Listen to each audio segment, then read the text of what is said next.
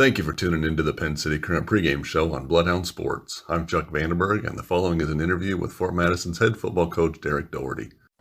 Okay, so we're here with Coach Dougherty after a pretty lopsided win to start the year, pretty emotional win. You said at the beginning of the year that you got a brand new team, but watching the game last week, we see things that are becoming a hallmark of your program.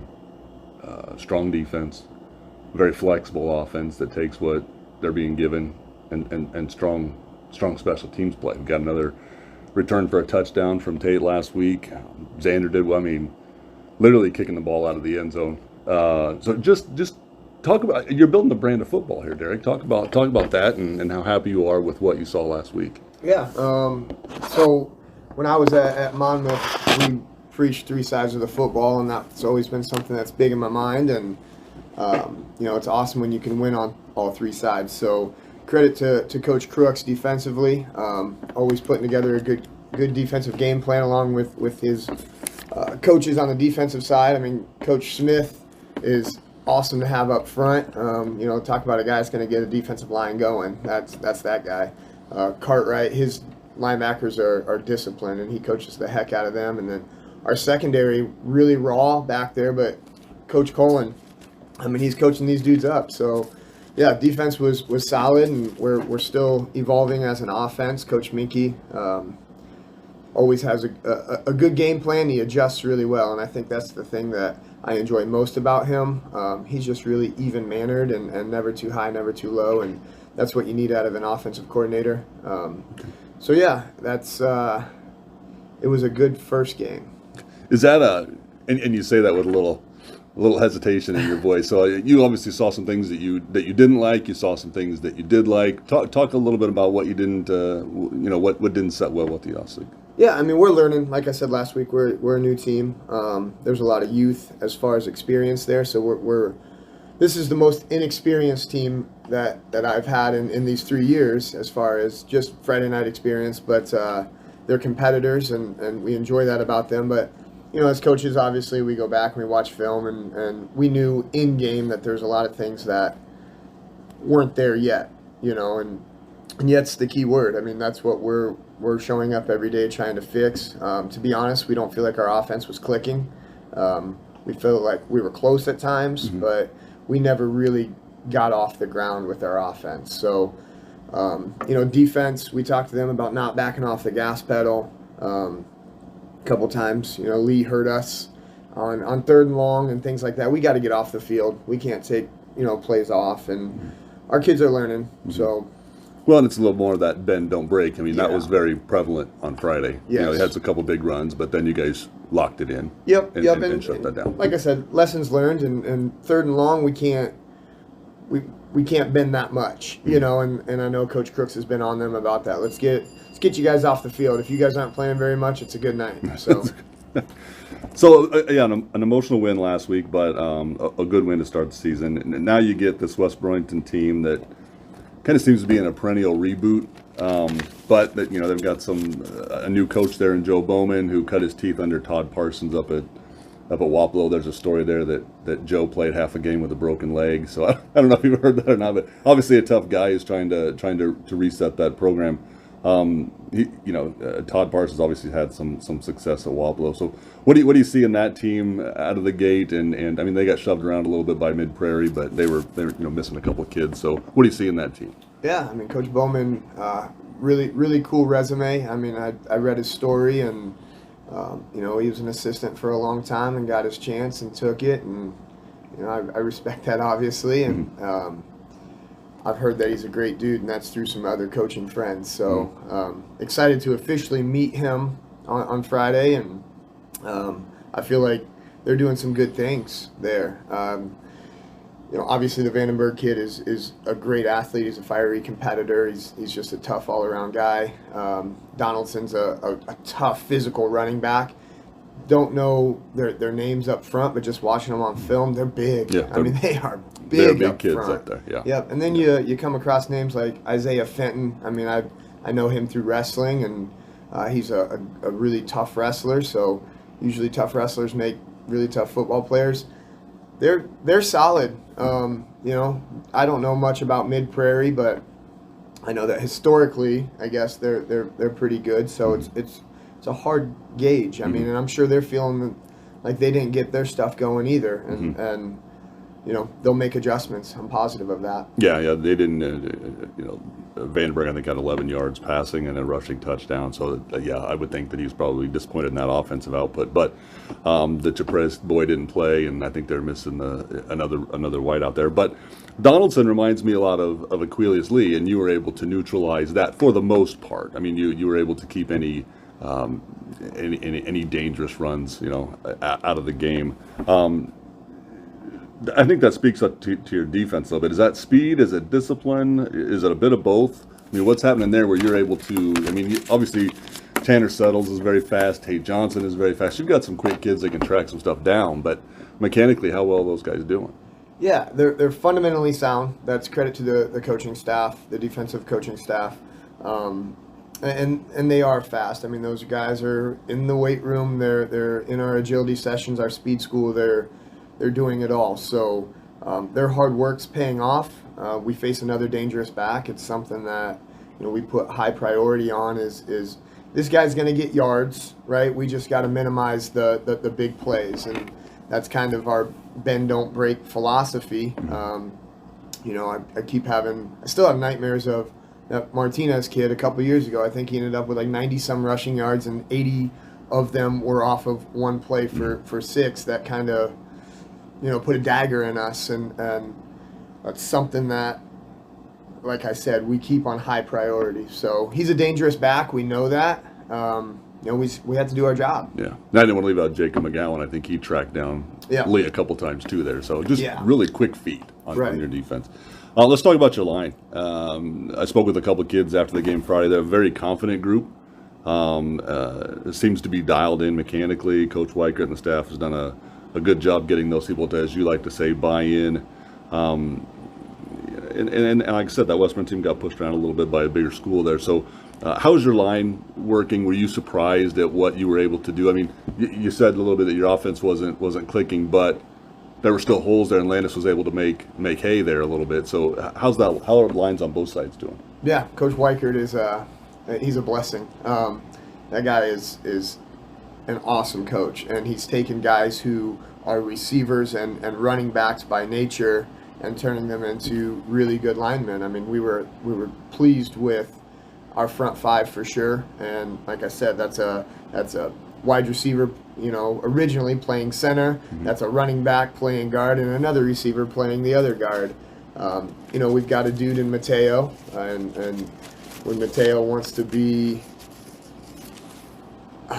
just a tough physical guy, he is. I mean, he's a lot to deal with, and he's figuring things out. He got a lot of playing time as a sophomore, and he's just growing, and he's growing every week, which is fantastic. And then you add in a guy, Daniel Sokolic.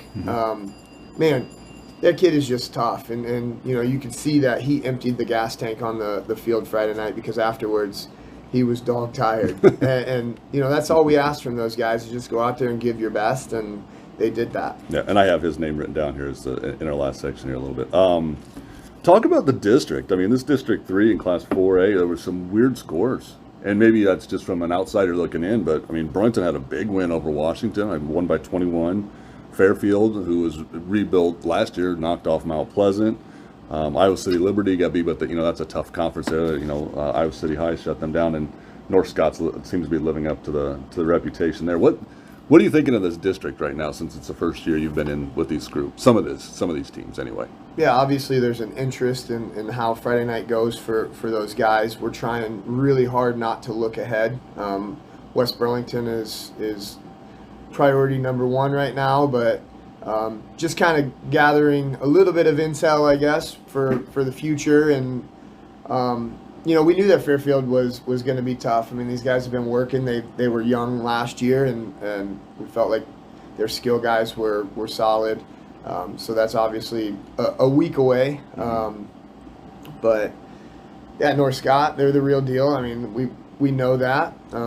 Burlington is getting better and better, and they've got the guys, and they've got a good coaching staff, and we know them, and Yeah, it's going to be a tough year. I mean, that's what we're excited about. We're excited to test ourselves. We know that winning football games is a really hard thing no matter what, and you celebrate them when you do, and then you got to move on. I mean, we're 0-0 again this week. That's our mentality. And you're very Hound centric. So I mean, do any of these? I mean, I was surprised when I was looking at scores Friday night. Do any of these just surprise you? I mean, the way the district got out of the gate. I don't know. I don't know about surprising. I mean, you hear stories of these guys are out and that guy's out, and like I said, trying not to look too far ahead. You got to take it week by week, and we tell our guys that the Fairfield game will happen when the Fairfield game happens, and same with Burlington, North Scott, etc. Right now, the only thing that we can focus on and can control is the West Burlington game. So as a coaching staff, we're trying to model that and not look too far ahead. Okay, good coach speak. Way to dodge that one. So talk about. I always like to give you some time at the end to talk about people that don't always get, the press time. You're going to have Tate Johnson's performances. You're going to have Landis Williams, running with the ball and finding holes. You're going to see, Tanner Settles track people down and these things. Talk about some of the players that don't always get the press and that they're standing out in your mind as having coming out of the gate strong. Yeah, well, one, Abram Lawrence, that guy, he's the smartest kid on the field. I mean, he's a leader, and he came in some critical situations for us when you got a guy like Austin Ensminger going both ways, and Austin knows one way to play, and that is all out. And so at times we got to go fill up the gas tank, and it's awesome having a guy like Abram that we can stick in there, and we're fully confident in him. Yeah, Austin had a great game. He's always on the ball. Last year I was surprised at how much he was around the ball on every play, and then really two pick sixes last week and some key tackles. So yeah, he's all over the place. Well, and I think you said it earlier, like Tate Johnson, receiving wise, he got a couple targets and made, a catch, but he's doing all the dirty stuff downfield. He's blocking and we're proud of him for that because receivers want the ball by nature, no doubt about it. And sometimes, you're not going to get a lot of targets, and we talk to our receivers about that, is you might get one and you got to make the most of it. That doesn't take away from everything else that you're responsible for downfield. And so we're proud of him for his efforts in our run game and helping get some of those runs a little bit deeper, with a block downfield. And that goes for all of our receivers. Well, and Tate certainly draws attention of coaches and secondaries. He does. All right, good evening, everybody. Welcome to the broadcast from Bloodhound Sports. My name is Nick St. Clair. Joining me is Bill Kester. I apologize to Pin City Current for having to cut off the pregame show. They're starting a little earlier than expected here. Anyways, Bloodhounds did just kick off, so it'll be West Burlington receiving the opening kickoff. Falcons on the 20-yard line.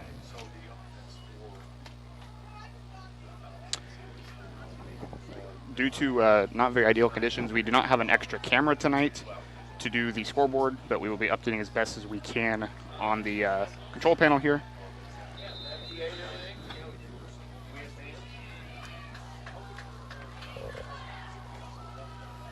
So West Burlington starting first. It's going to be a fake handoff. Pass number 15. Pass was incomplete there.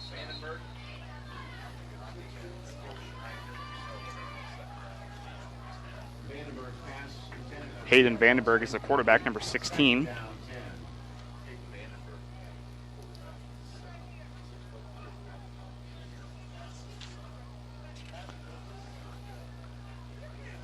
Okay, Falcons are going to be 2nd and 10 after that incomplete pass.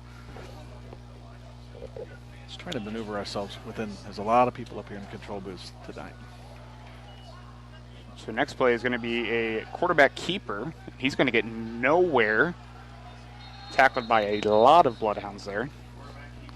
Not sure who hit that first. I think that might have been Teague Smith. I think maybe that hit the initial hit on him. So last week, West Burlington, they lost to Mid-Prairie 55-13. Their quarterback was 1 for 11 passing for 11 yards. Rushing, quarterback Hayden Vandenberg again, and Trevane Donaldson 4 for 39 for Vandenberg, and 18 for 97 on carries and yards. 1 touchdown for Vandenberg on the ground. So it brings up 3rd and 9 here. You're going to do a pass out to the right. That was a backwards pass there. And it's going to be tackled there. That was number 53 for the Bloodhounds, Daniel Sokolik. We said his name a lot last week. That was a backwards pass there. Yes, it was. That's so kind of lucky they caught it. I think they lost a couple yards. 3-yard loss, they call it. They're going to bring up 4th down. And back, of course, will be Tate Johnson. So 4th and 12 with 10:44 left in the first quarter. Punt was nearly blocked there, but they get it off. High punt there. Everybody's out of the way, letting it. And it's going to be down right about the 50-yard line. So that is where Landis, Williams, and company will take over the Bloodhound offense.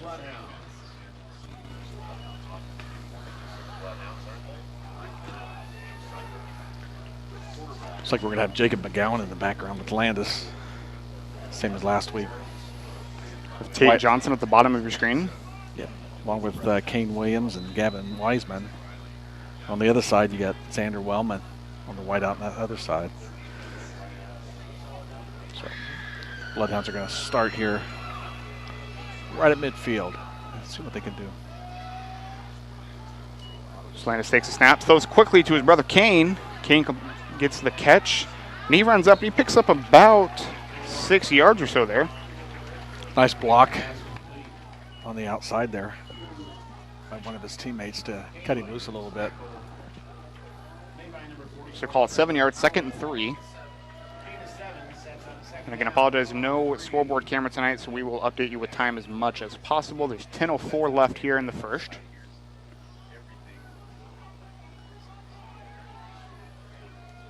Landis again. We're going to have a flag on the play. Just pointing out on the West Burlington side. Lined up no offside. flag. Yeah, lined up offside. Oh, okay. It's going to give us a first down. Bloodhounds will take that. Didn't see the flag go up, but I didn't either. I just saw him point. So lineman like to. First down and 10 for the Bloodhounds, 38-yard line. Landis is quarterback keeper here. He got tripped up there.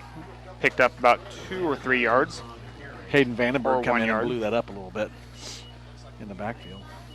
Looks like West Burlington's big tackler is number 73, Tyler Birch. 12 solo tackles last week.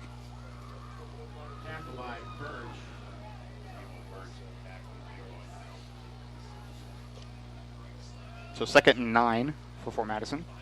Landis drops back, throws left side of the field. He has his brother Kane open for a Bloodhound touchdown. 38 yards.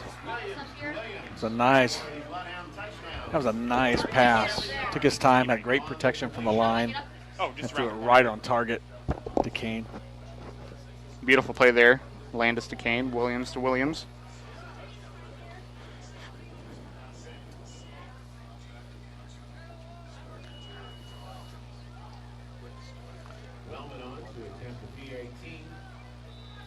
Xander's going to go do a point after attempt here. That's Blocked there. And it's P.A.T is blocked. That makes your score Bloodhounds 6 and your Falcons nothing. so, Nick, it's kind of nice to. I mean, last week you had the first game of the season. Quite a few newer players starting. Home game, county seat, all that mixed into a little jitters, and I think we kind of came out of it a little bit. I kind of expect to see the offense to play a little bit more within themselves tonight, hopefully. I agree with that. Last week's big leaders for the Bloodhounds on offense was, of course, Landis Williams passing, 9 for 15, 67 yards. And also Landis also did a lot of rushing, 11 for 84 with 3 rushing touchdowns. That's pretty good in itself. Yes, it is. And it just to make it to the next level would be really nice, wouldn't it? And Austin Insminger, obviously, last week had an amazing game. 2 interceptions, one was a pick 6. The other was a pick six, but it was called back via foul, but it was still an interception. So here's the kickoff return by West Burlington. And the ball carrier there was number 8. Carson Chipperez. Is that Mikey DePrimo on that tackle, was it? I think it Yeah, was. Mikey, number 1. I also want to give a quick shout out to our sponsors, Bloodhound Booster Club, Penn City Current, Lee County Bank, Midwest One Bank, Carla McEntee with Frazier Auction and Real Estate, Scott's Milk Brewer Company, Vans McDonald's, Submarina Sandwich Shop, and Wonder Chiropractic and Acupuncture. 35-yard line. Good starting position for the Falcons. It's a handoff there. Tell you, that's Sokolik in there again in the backfield. I think he was the first one to make contact. Might have been lost about a half a yard. There's number 18, Trevane Donaldson on the carry. Again, rushed last week 18 times for 97 yards. They're looking for him to have a good season. Yes, they are.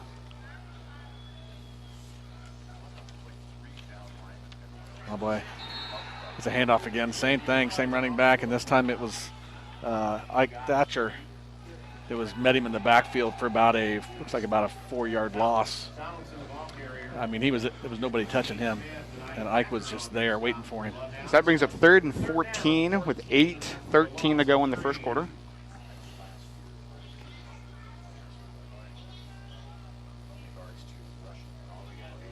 I see Mateo Lozano in there in the middle of that line for the Bloodhounds. So it's going to be a pass attempt here. Quarterback looks, throws right side, complete to number 15. And that's Amon Gandhi, freshman wide, or I'm sorry, Dylan Kipp rather, sophomore, 6'2", 175 wide receiver. It's a nice pickup, but it's going to bring up 4th down and about 4 for the Falcons again. That's going to be a punting formation.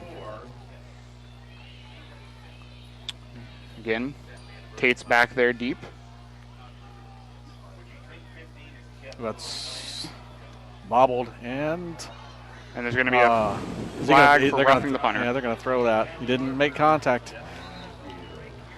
So that's going to get them a first down. The ball almost sailed over his head. He was able to maintain it, and then he kind of side kicked it. And I didn't look who punted last time. If it was the same guy, then never mind. But if it wasn't the same guy, that might have been attempting a fake anyways. But with that bad snap, they kind of had to. Was he did that left-handed? Did left-footed? He tried to kick that? I think maybe. Or he just did it because that's all he had. I was so focused on the bobble there that. Well, he tipped it upward, then caught it, and then he kicked it out with the left-hand side off his left foot, and that's when the Ensminger made contact with him. If he made contact with the kick, it'd have been fine. With the ball itself, it'd have been fine, but. So 1st and 10, 7:18 to go first quarter. West Burlington has the ball still. Line up on the 46-yard line.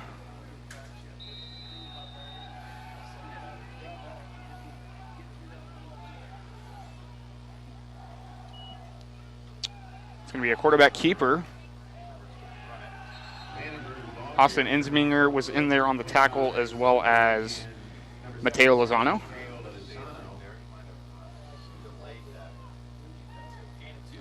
Lineman, I see. Out comes Thatcher. So gain of 2, 2nd and 8, 6:57 to go. Ball on the 48-yard line. Abram Lawrence, a senior, coming in for Thatcher. Might have been an equipment issue. 2-yard gain sets up 2nd down and 8. Xander Well on the bottom of your screen there, cornerback. Vandenberg will air this ball out tonight if he needs to. Okay, there's another throw outside and a nice Hard hit. tackle there by Tate Johnson. Yeah. Vandenberg pass complete to Quilly. Down by number 13, Tate Johnson. Vandenberg will throw the ball. He does have an arm. Yeah. And I remember when he was a freshman, 3-yard gain and brings up 3rd down and 5. he showed it a little bit then. So 3rd and 5 on the 49-yard line. 6:13 and counting first quarter. And the quarterback here, Vandenberg, that is the nephew of Penn City Current, Chuck Vandenberg. Another high snap, fake, and then a quick throw across the middle, but right in his stomach area, but he was looking to run before he got it, and the ball goes incomplete. So it's going to be a 4th down. With Vandenberg as their punter, we're going to have to watch out for those fakes. Yes, we are. But I've seen quite a few high snaps here, not just on the, just on the regular plays by West Burlington. So maybe we'll. They do punt it, a very line drive punt there. And it goes out of bounds right at about the 20-ish, 19-yard line.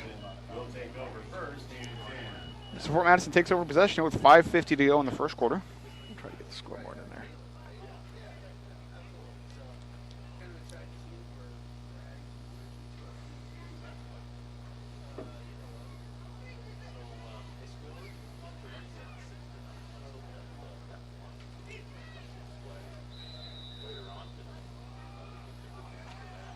All right, so Fort Madison is ready to go. Got trips to the right with Tate Johnson down to the left, 1-on-1. Quarterback keeper, Landis takes it, and he's going to run. Going to pick up 2 or 3 yards there.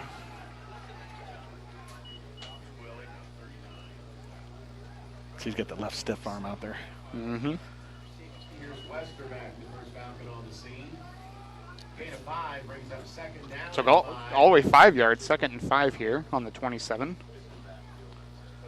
Kind of a long 5, but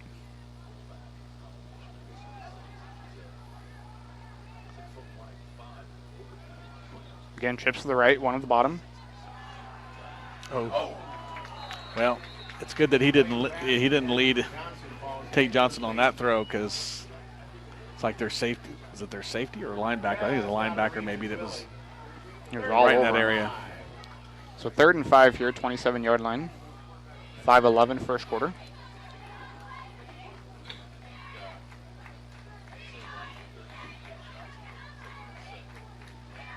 Their coach is very animated down there. I was calling that defense at the last second. Landis again rolls out right side, throws, finds his man. That's Kane again. Kane with a reception for a first down.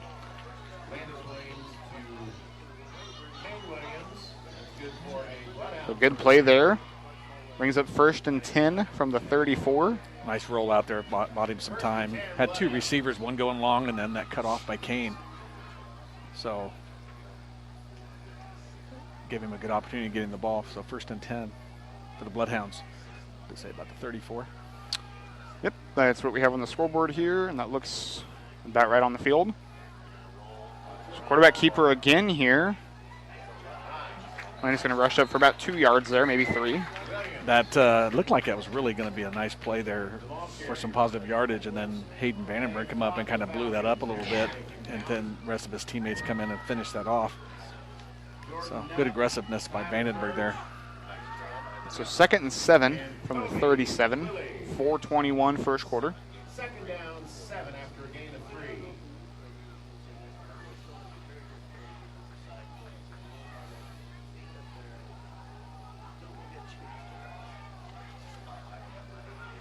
So Landis throws right side again to Xander Wellman just over his fingertips. So brings up 3rd and 7. Fans, don't forget the Spirit Wear contest. Wraps up at the end of the first quarter. Please see Miss Ryan during the first quarter in the middle of the bleachers for the Spirit Wear contest. We'll announce the winner at halftime.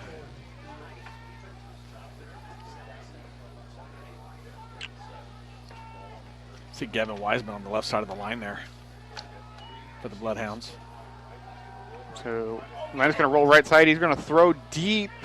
And it's Oh, caught my there gosh. by Xander Wellman. Still on his feet, still going. He's at the 10. Tackled right near the goal line. He's down at the 2 or 3, I want to say. I believe that was Chipperez that caught him at the end to save that touchdown for West Burlington.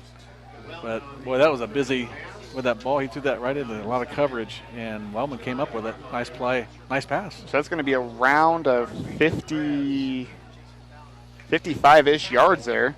First and goal, Bloodhounds. They're going to call it 1st and goal from the 4. It's a gutsy throw on 3rd down and 7, but it was great. It paid off. It's a good pass. Excellent.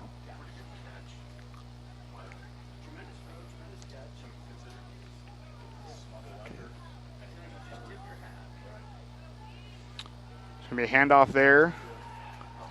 That was Teague Smith. He's tackled, met at the line of scrimmage, and actually loses a yard or two there.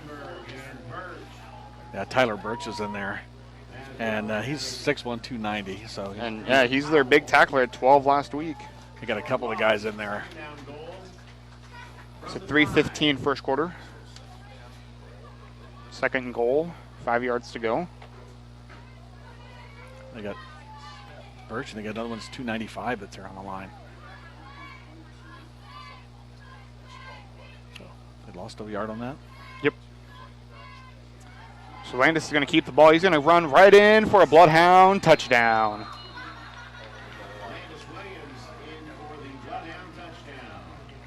So that makes the Bloodhounds up 12-0 now here in the first quarter.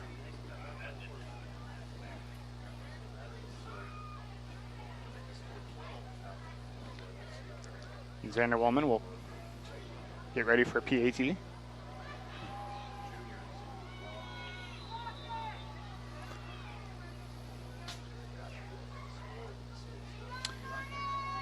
Kick is up, and kick is good.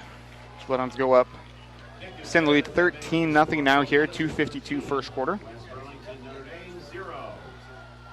Again, fans, the Spirit Wear contest.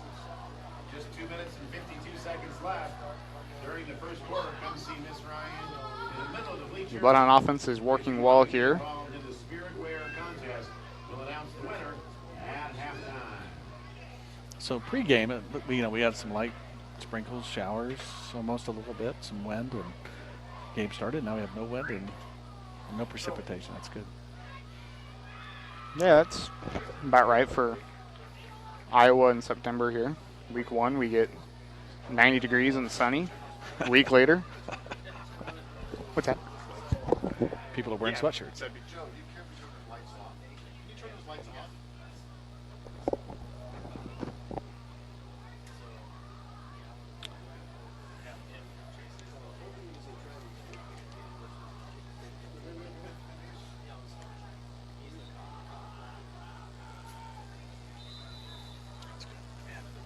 Is that good? Ball's kicked off here by Xander Wellman. It's going to be caught right about the 1 yard line. It's Chipperez again. He's going to get up to about the 30-yard line. Called about a 29-yard return.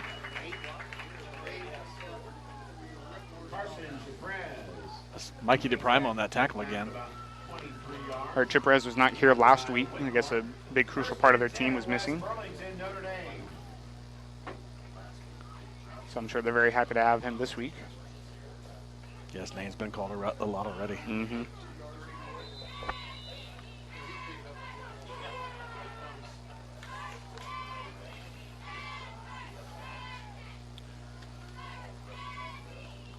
Donaldson in the backfield behind Vandenberg. Vandenberg's going to throw again. It's a quick hit outside, and it's incomplete. Hit the ground. It was meant for Chipperez. They're probably glad it wasn't Coxon. They would have lost a yard or two there had it been caught. Yeah, that's correct. Yeah. He, of course, went straight to the ground trying to catch it. So 55 Tanner settles on the that defender on the play there.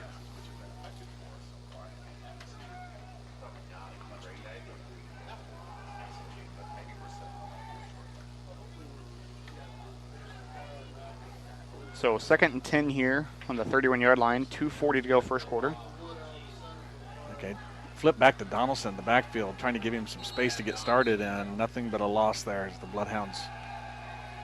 I see several of them. Austin Ensminger was in there. I'm not sure if he was initial on that nick or not, but loss of about 3 yards. Call it 3rd and 12 officially on the 28. 2:17 first quarter.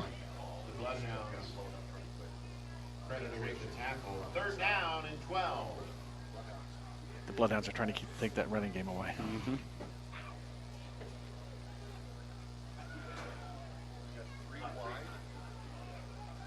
Yeah, got a blitz there by Ensminger. The ball goes up, and that's going to be almost intercepted. Almost intercepted by Henry Wiseman. He just kind of threw that up there because he was getting a lot of pressure from Ensminger. It was in his face. And seems like every time he goes back, they're coming with somebody. Yeah.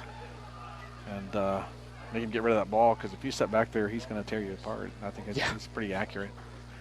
So Vandenberg's back to punt again.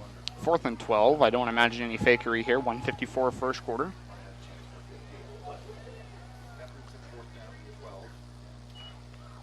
It's a good snap this time.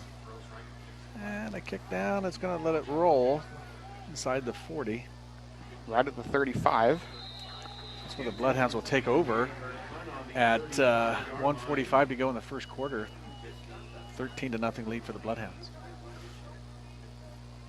So defense is playing really good. Yes, they are. Very aggressive. First down 10 for Madison on their own 35-yard line. Okay, so we got Abram Lawrence as a center. Is that correct? Is that 56 or 58? I can't tell. Again, we see it from the side. See Tanner Settles in there at guard.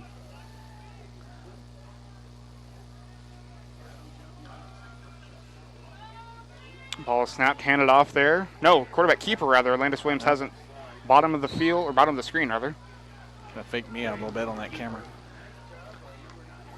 Ran it out by Twilly. So that's going to be a pickup of about 2 yards there. That is Lawrence as a center. And 56 Lawrence settles, and then Sokolik on the left side of the line. Oh, there's a snap count, 5-yard penalty it looks like on West Burlington. Yeah, the thing is, I'm not seeing flags. I'm just hearing whistles and. The guy up top. Oh, okay. He dropped it out, so that's going to make second down nice and short. It's about, they say 3, but it's about 2 yards. Yeah, I would agree 2 with yards that. and a foot. So a short 2nd and 3. So I see Mateo Lozano on the right-hand side. I'm trying to get the guard who's on the right-hand side of the line for the Bloodhounds. Kane Williams goes in motion to the right side. That's Ike Thatcher as the right guard. So we get all the linemen in, doing a great job. Kane, quarterback keeper, he's going to go up and he's going to pick up a first down and then a couple more yards there. Nice carry there by Landis. He's so shifty. Yes, he is. So that brings up 1st and 10 from about the 47. Yep, 1st and 10 from the 47. 1:25 first quarter. First down 10 for Madison on the 47-yard line. Landis takes a snap. Look around left side. He's going to throw left side deep. He's got Tate Johnson. Incomplete. But we're going to have a flag for defensive pass interference, I think. Yeah, he had his hands all over him. So.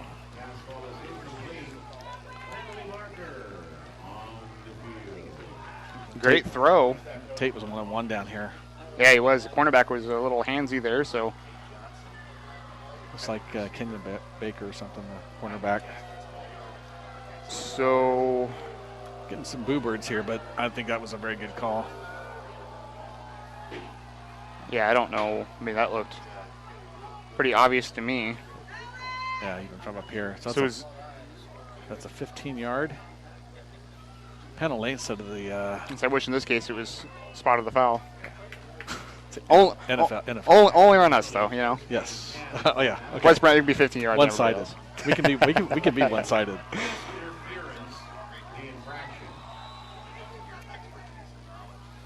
So Bloodhounds set up 1st and 10 on the 38. 1:10 first quarter. Kane in motion again. Going to the right side. We're going to have another flag. Somebody moved on our side. It'll be illegal motion or false start there on Fort Madison. Like a procedure. Yep. So we're going to start with. So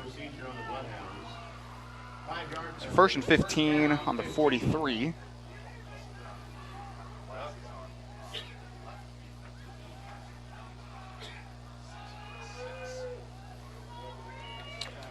Left side, quick throw again. Tate Johnson's open. He's going to break a couple tackles there. He gets up to about the 20. Nick, I think he was administering the punishment on that tackle. I think he was too. I don't break tackles better. I think he just kind of Made 2 or 3 men miss there. Yep, then put his shoulder down. So 1st and 10, under a minute to go, first quarter, 21-yard line. This big lineman for West Burlington. They're getting the ball outside quickly. Make use of that speed and athleticism that's on the offense. Chip to the right. Tate Johnson on the left. It's going to be a quarterback keeper, and Landis is going to get nowhere, lose a yard or 2. Trevor Howe, defensive end, come in, made that tackle in the backfield. 27 seconds, first quarter. 2-yard loss on the play brings up second down. It's called lost at 2, second and 12, 23-yard line, 15 seconds. So you're going to let that, looks like they're going to let the quarter expire on it. Come up with a play they need for second down. Okay. And with 4 seconds left, that's exactly what they're going to do. So we're going to take a quick timeout on Bloodhound Sports, take the first one. This is Bloodhound football. Bloodhounds lead 13-0. We'll be right back.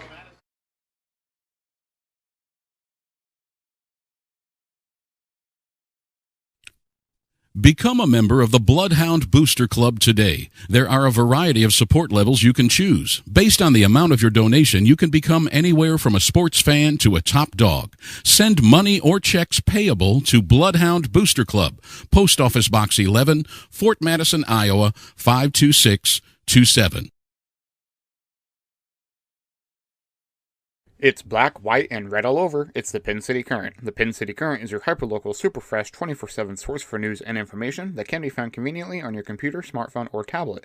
Follow the Pin City Current on Facebook, Instagram, and Twitter at Pin City Current, and always online on their website at pincitycurrent.com.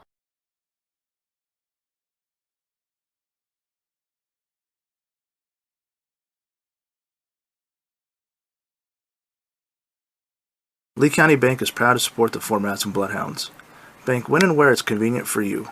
Our mobile banking app is a safe and secure way to check your balance, transfer funds, pay bills, and deposit checks, all from your mobile device. If you're shopping for a new home or need money to pay for unexpected expenses, our loan department can help.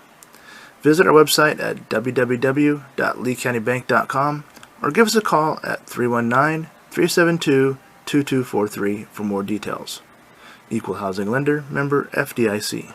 Once a Bloodhound, always a Bloodhound. Realtor Carla McEntee is proud to support Bloodhound Sports. Contact Carla McEntee with Frazee Auction and Real Estate for all your real estate needs today at 2. All right, and we are back.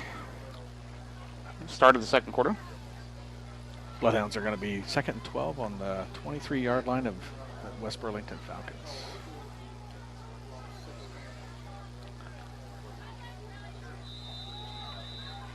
Got split left and right with McGowan in the backfield. Quick pass left side there. I think that was Tate Johnson again. Picked up a couple yards there.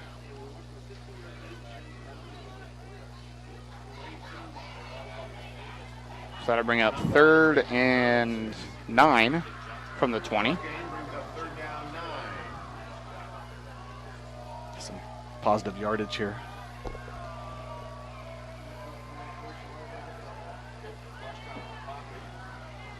Landis looks nothing really open there. Just kind of threw it away, almost threw it into the arms of a defender. So is it Xander Wellman time, or we go for it? I say it's going to be, if you got my opinion, I'm going to say Xander.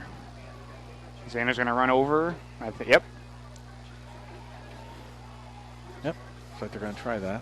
Last week, Xander was a busy man, but in a good way. Okay, so we're going to try to widen this out a little bit. This is going to be from, it looks like, about 37 yards. Let's see what we can do here. Snaps back, ball's down, kick is up. Kick is It is good. Yeah, nice kick. So Bloodhounds will go up 16-0 now here. Pick up and good for the Bloodhounds, number 11, Xander Wellman. Nice kick from 37 yards. Yeah, last week, That makes the score Xander kicked off 8 times, had 3 touchbacks, kicked off for 421 yards, had 1 field goal. and 4 PATs. So whenever a kicker is busy because your offense put up a lot of points, that's a good day. So just into the second quarter, 16-0 Bloodhounds. And very productive first quarter there. Kind of got to see what West Burlington was going to do offensively. And the Bloodhounds were able to slow them down and stop them. Nice night for football, though. Yes, it is. But that heat from last week, appreciate not having that. Yeah, for sure. Again, that's Iowa this time of year. 91 week and about 73 the next. And give it a week 7, week 8, we'll probably be in the 40s, 50s, maybe even a little chillier. Yeah, it'll be like, what? It should be nice if it's warmer. Okay. Is it kickoff? Ball is muffed there. Chip Perez again, I believe. Oh, he did not get wrapped up there. He's still not wrapped up. Very elusive there. Finally brought down by Nathaniel Swigert. 6 foot 150 junior, number 17 for Fort Madison. Chip Perez kind of made something out of nothing there. Very elusive. First and 10, West Burlington, Notre Dame. Yes, I keep saying the West Burlington Falcons, but it is West Burlington Notre Dame. That is true. Kind of heard it in the press box up here. It's 11:07, second quarter. First and 10 from the 24 for West Burlington Notre Dame.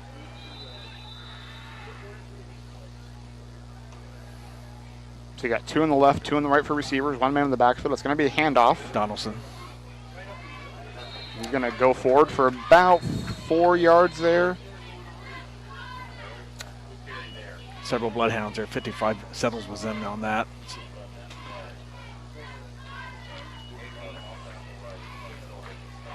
Donaldson, 5 yards on the carry for the Falcons.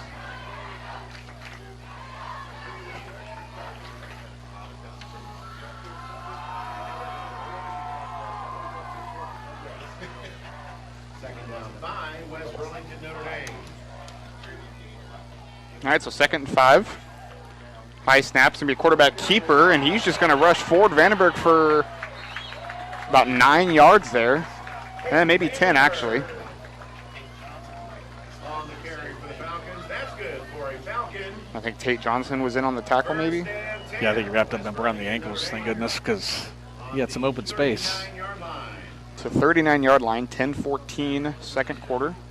Some quick feet there by Vandenberg. On that last tackle for the Falcons are driving.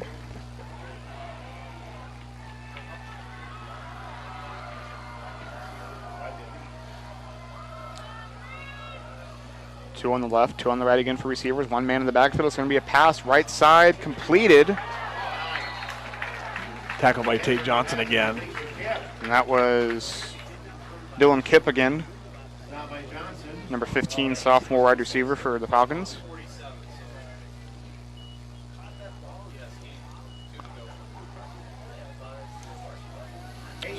So 9:32 second quarter. Down and a short 2.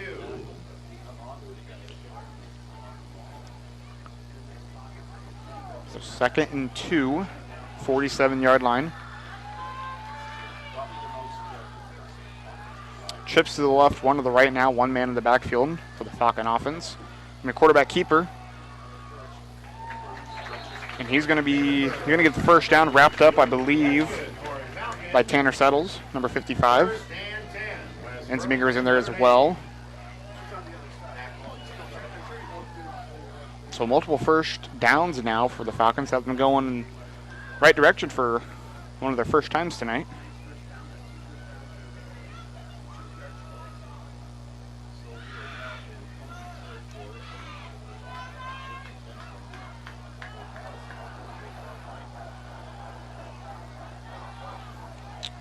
Another pass left side. Lit up there by Mikey DePrima. Mikey DePrima there, incomplete pass. Good coverage by him. He made contact just about the same time the ball was in the receiver's hands, and he's kind of complaining. He's maybe a coach. We've got an injured Falcon on the field. And Mikey DePrima pretty much shut down Keokuk last week on his side of the ball. Yeah, he did. And it was a good play there. For Madison to shut out 43-0 county seat night. That was a lot of fun. Oh, yeah. And so far, this is a lot of fun as well. So we are going to go ahead and go back to a commercial break. We will be right back on Bloodhound Sports. 217-617-6975. Midwest One wants to be on your team. They can help you with your important financial decisions so you don't have to do it alone. Visit the Fort Madison office today, located at 926 Avenue G. Give them a call at 319-372-3991. Midwest One is simply better banking. Member FDIC. Scott's Miracle-Gro Company, the world's leading marketer of branded, consumer, lawn and garden manufacturing, located in Fort Madison, Iowa. Scott's Miracle-Gro Company is a proud supporter of Bloodhound Sports. Mann's McDonald's, located in Fort Madison and Burlington. It's not whether you win or lose, it's how well you eat after the game. Sub Arena Sandwich Shop, winner of the Taste of the Tri-States, voted #1 in Hawkeye's Reader's Choice for Best Sub and Soft Drink. That's Sub Arena Sandwich Shop, located at 2805 Avenue L in Fort Madison. Call ahead for carryout at 319-372-5001. Jacqueline Lumsden, owner. Wondra Family Chiropractic. If you notice the number 24 out there, Carson Jones for, are we on? Yep, we are back. Wide receiver, defensive end, 6'6", 180. Know him from his baseball days, Carson Jones. 24 for West Burlington, Notre Dame. Quarterback keeper there by Vandenberg. He's going to get up and get about 3 yards or so. It's like Ensminger around the waist. And was that maybe McGowan? Might have been. Not sure. Somebody got him up high. They're saying Christian Vincent potentially. All right. 8:17, second quarter, 3rd and 9, 47-yard line for the Falcons. Big down for the Bloodhounds here. Yes, Stop it this is. drive. Or at least create a 4th down situation. We have 1 man in the backfield, 2 on the left, 2 on the right. It's going to be a high snap. Pass right side completed there. And that was Dylan Kipp again. Said his name a few times now tonight. West Burlington, Notre Dame.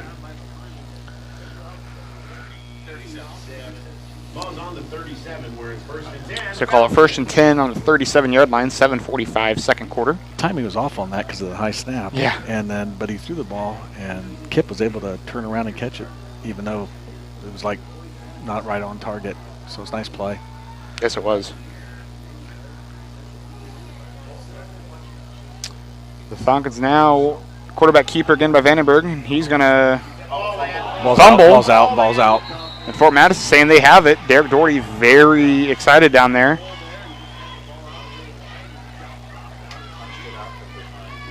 I did not see who picked that up. I did not either. I think that might have been maybe Wellman on that recovery. I don't know who pumped it out. First of all, whoever on the defensive line who stuffed up that offensive tackle, that big fella. Yes. And it created a situation where Vandenberg had to hesitate, and then when he went around the corner, he was... Yeah, because that was designed to go right up the middle, and just like you said, yeah, there was no lane open for him to go. It was a nice play holding up that lineman. So Bloodhounds will take over on offense. 7:20 to go second quarter. 1st and 10 on the 34. Big defensive play. Landis, quarterback keeper, going to rush to the right side. And he's going to be tackled down after getting about 3 or so yards. Yeah. Yeah, Carson Jones, I was talking about a while ago, he kind of stepped up and slowed that play down until the pursuit kind of caught up with it and kept it a minimal gain for the Bloodhounds.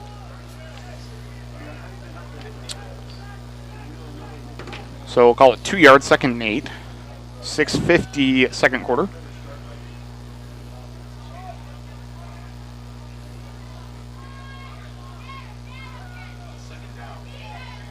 So Landis Look left side. He's going to throw left side deep. Incomplete pass. Yeah, they're going to throw the There's flag. a defensive pass interference once again. You know, they're going to complain that. See where he put the flag at? He's complaining that there was contact when that ball was overhead. There's a lot of boo birds out here. I'm going to take it off here. I'm going to have somebody that's going to try to get off here. Some cramping, I think. So once again, I'd like to shout out our sponsors. As soon as I see my list of papers here where I put the list out.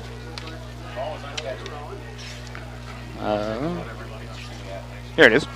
Bloodhound Booster Club, Penn City Current, Lee County Bank, Midwest One Bank, Carla McAtee with Frazee Auction and Real Estate, Scott's Miracle Company, Mann's McDonald's, Sub-Arena Sandwich Shop, and One-Shot Chiropractic and Acupuncture. Shout out everybody for the sponsors and also for the 172 of you watching at home right now.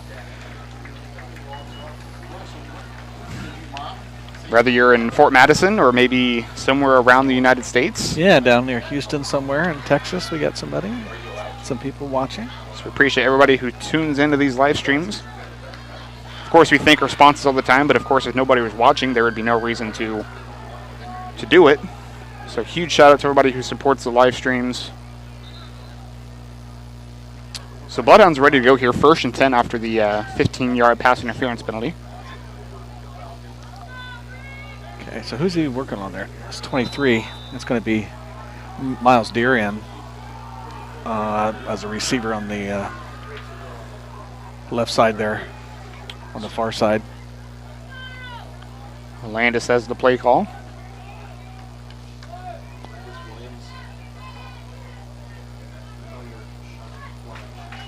Gavin Wiseman goes in motion. He gets the direct handoff there.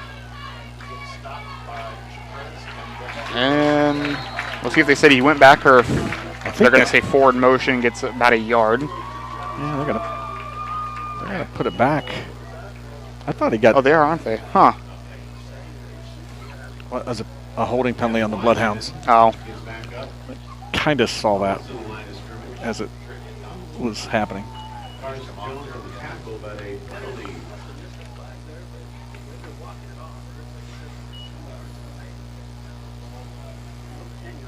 Of course, I've got the wall right here. Yeah. I've got the wall right here, so I can't necessarily see any flags over there, but that's like the 3rd or 4th flag I've missed that came out tonight.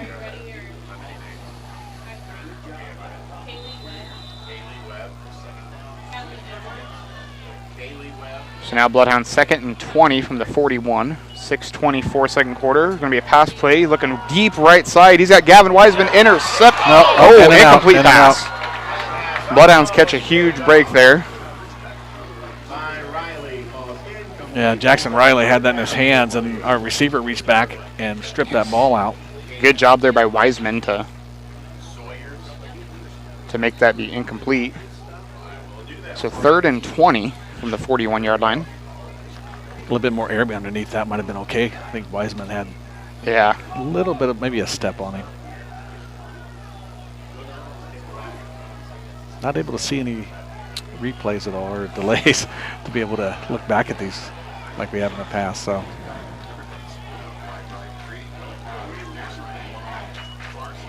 we have a handoff here. No, quarterback keeper rather. Landis goes up and picks up about 4 or 5 yards there, but if it's going to still bring up 4th and long. Vandenberg on the tackle for the Falcons. So what's Bloodhound's going to do here? It's going to be 4th and 15. Call it 4th and 14 on the scoreboard. And kind of a long 4, but looks like we're going to go with something.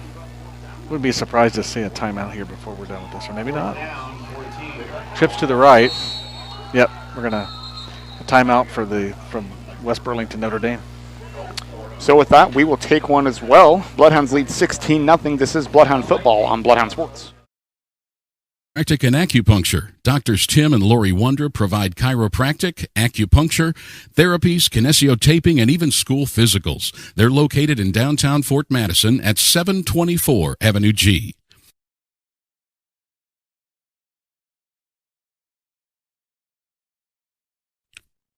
Become a member of the Bloodhound Booster Club today. There are a variety of support levels you can choose. Based on the amount of your donation, you can become anywhere from a sports fan to a top dog.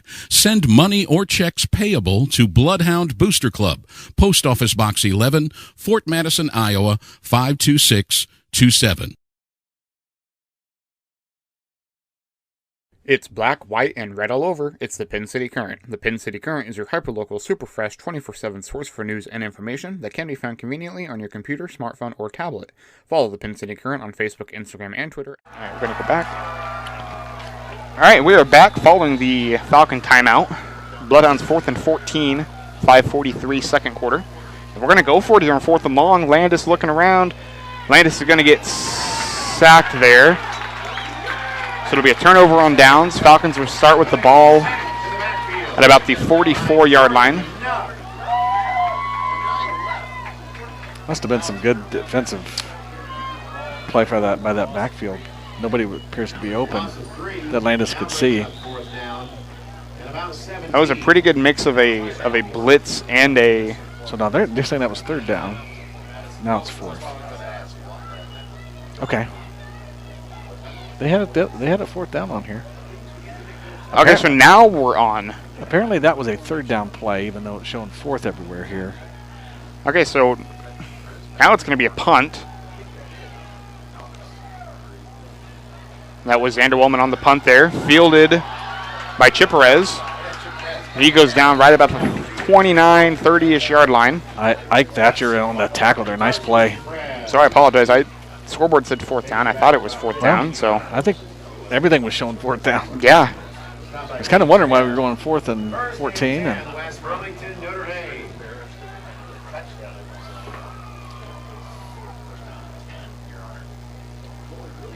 But the House need to get a stop and get another score before halftime. Yeah. Yeah. Feel a little bit better about it. Because Vandenberg's throwing the ball well. Yes, he is. Much better than last week against that tough Mid-Prairie defense. Not that our defense isn't tough. Our defense is very tough, but I've heard some very good things about Mid-Prairie. Handoff there. That was great pursuit by the Bloodhounds. They really spread it out, and then Tate Johnson came up to make the tackle, but it was the lineman up front that kind of kept him in the backfield and spread him out to the side. So if you can't see it on the camera, we have rain, so. Oh, we do, yeah. I wasn't even paying attention to that. There we go. Got some rain coming down. I don't think it's really that heavy yet. And that's why I didn't set up in the bleachers.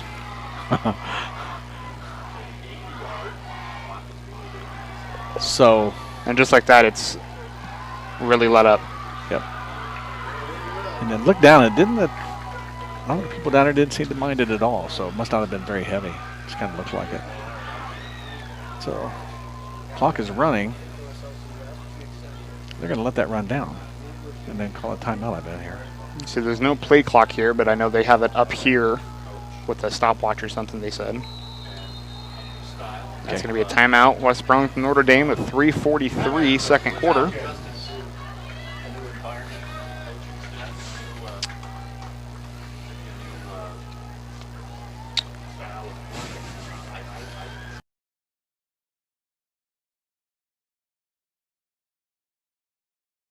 Midwest One Bank, Carla McEntee with Frazier Auction and Real Estate, Scott's Miracle Grow Company, Mann's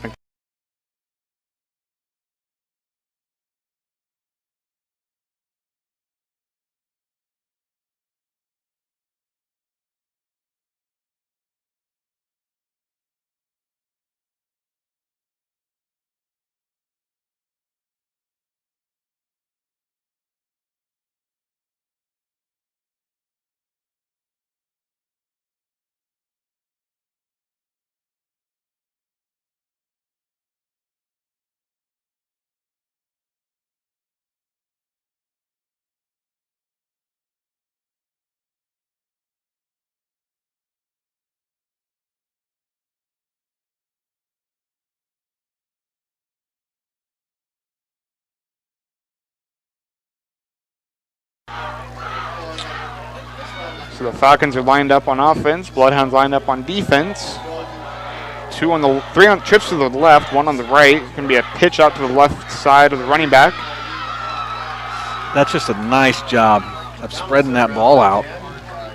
Did you see who that was on that right side of that line? That Nick? I mean, I'm not sure. it was on the right side of that line, or maybe a linebacker.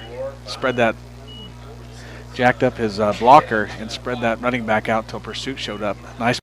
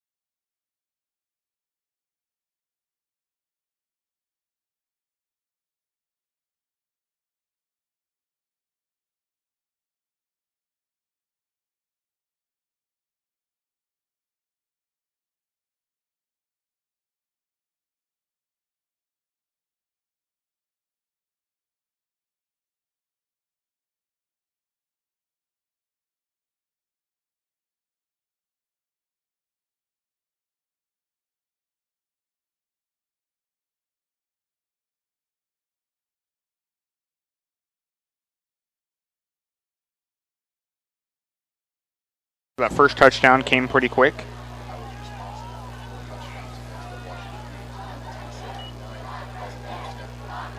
So Landis is going to pass, but he went under pressure, so he ends up taking off on his feet there. And he's going to pick up a first down and then some. All the way up to the 35. The blocking is just spread out. And he's just picking his little spots. He's so quick. So that was a nice gain, and then also got out of bounds, stopped the clock. Now they're going to wind it. Once they got it set, well, the referee showed a wind. The clock is not.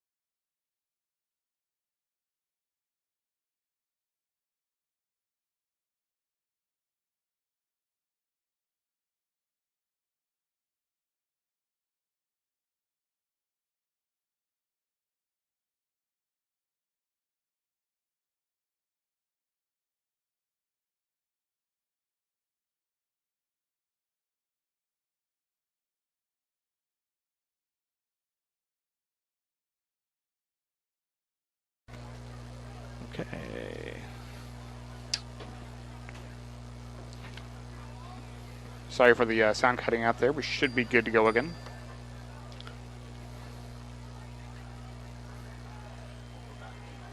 Okay. So Bloodhounds are going to be on the 4-yard line, second down goal. Just over a minute. 113. Landis, the keeper, he's going to throw right side. He's going to have McGowan open there, and he's going to be tackled for a loss of another 2 or 3 yards there. Clock still rolling under a minute. Pulled down by Donaldson. So it looks like it's going to be a loss of another yard or 2.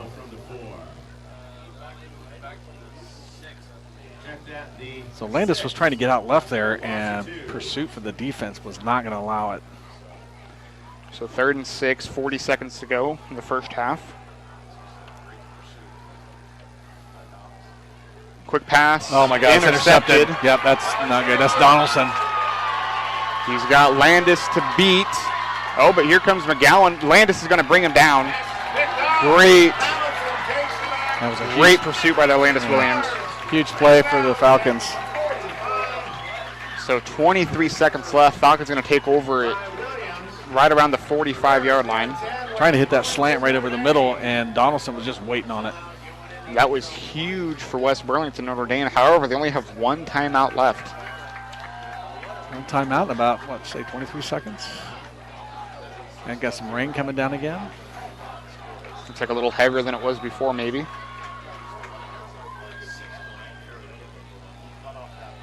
Okay, so like you said, 44-yard line on the Bloodhound side of the field.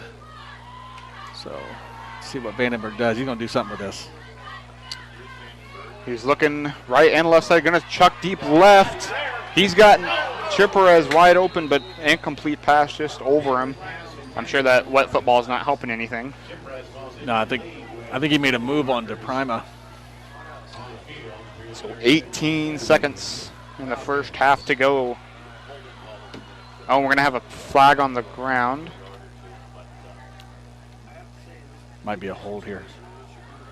So if they already called it, I wasn't looking. He'll do it again. Usually they will, but whoever it was against West Burlington Notre Dame, so that's going to back them up to the other side of the 50. It's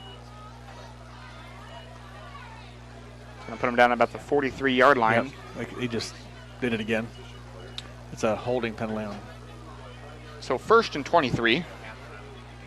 Not your normal yardage to go, but still getting some points. We're going to have to prevent a big play here from West Burlington. Snaps back. He's looking deep, of course. Has his man double coverage on him. So incomplete intended target was... I misplaced my papers again here. I think we had, was Henry Wiseman back there? Was that 3? I think he might have been. We had a couple Bloodhounds back here. Skip again the intended target.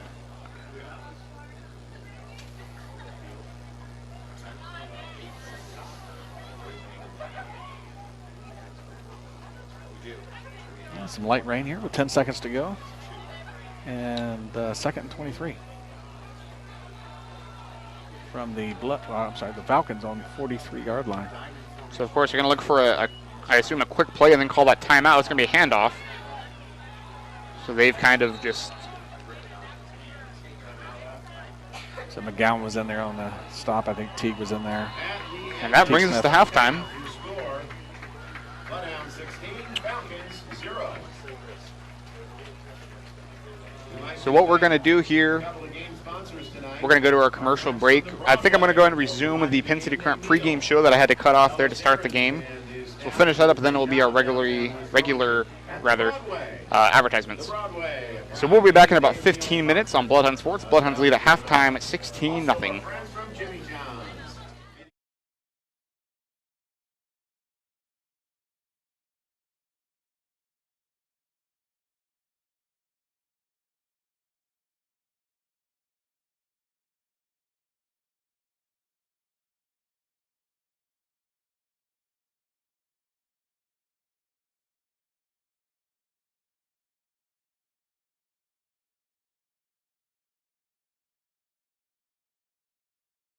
You know, if we're game planning against us, that's a guy that, you know, you try to control, and you know, he knows that, and he was open downfield a few times. We got on top of their secondary, and just as, you know, football works, it's an 11-man game, so maybe we got flushed from the pocket, maybe, you know, this happened, that happened, and he just keeps doing his job. So his time will come, and we're proud of him for that. Ike Thatcher on the line. So here's a sophomore who is 100% in our program. I mean, this kid is a program kid and does everything that we ask him to do. And we feel like he had a really good night. You know, I think it's cool when you think about sophomores who are producing in a varsity game. I mean, that's awesome. And not because we have to, but because they're ready. Because you can. Yep. Yeah, and you know, you got Teague Smith, who's filling a lot of different roles and coming in our two-back set, and coming in, you know, as our one-back sometimes as well, and he's playing linebacker. He's only a sophomore, so really, I know it's cliche, and I said it, I think, in our post-game interview. All of our kids, we had freshmen who were not dressed on the sideline, and they were working their tails off. I mean, they were getting our guys water, and so just, it was a total team win, and it was great. Yeah, some of the people that stood out in my mind, and I did have Sokolik's name written here. Kid that's in your wrestling program that, you know, didn't always get the headline, but worked his tail off, and now I was watching him Friday, and just seemed to be fully engaged, and changing offensive flows and that kind of thing, and just having a really good game. Mikey DePrima had a good game. I was surprised, pleasantly surprised, because, you know, there was always the reputation that he could be a really good player for you. So some of those guys I have written down here. Yeah, and I think Sokolik, vivid memory of last year. He's an undersized, you know, upper weight in wrestling, and he's going out there against some big guys. Yeah, he was. And he is freaking battling. And I remember a couple times Coach Smith just being really excited about the fight in this kid, and he's got the heart of a warrior, and you know, he's starting to figure some things out and put the work ethic behind it, and we're excited for his future. So, well, it's West Burlington. It's my alma mater, but I'm a homer. I'm a Hound homer, so I've got a nephew running quarterback up there, but I may shoot a few pictures of him, but go Hounds. All right. Thank you for everything you do. Go Hounds. This has been the Penn City Current pregame show on Bloodhound Sports. Please be sure to tune in to next week's game, where we will recap tonight's game and preview the next game. Thanks for tuning in, and be sure to read about the game in your hyperlocal, super fresh, 24/7 source for news and information, the Penn City Current. Nick and Bill will be back with the kickoff next on Bloodhound Sports.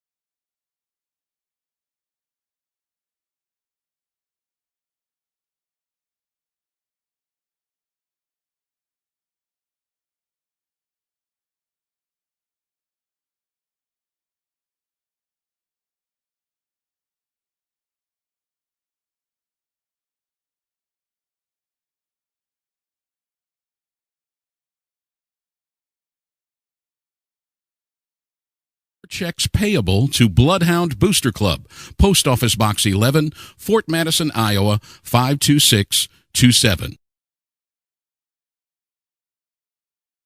It's black, white, and red all over. It's the Pin City Current. The Pin City Current is your hyperlocal, super fresh, 24/7 source for news and information that can be found conveniently on your computer, smartphone, or tablet.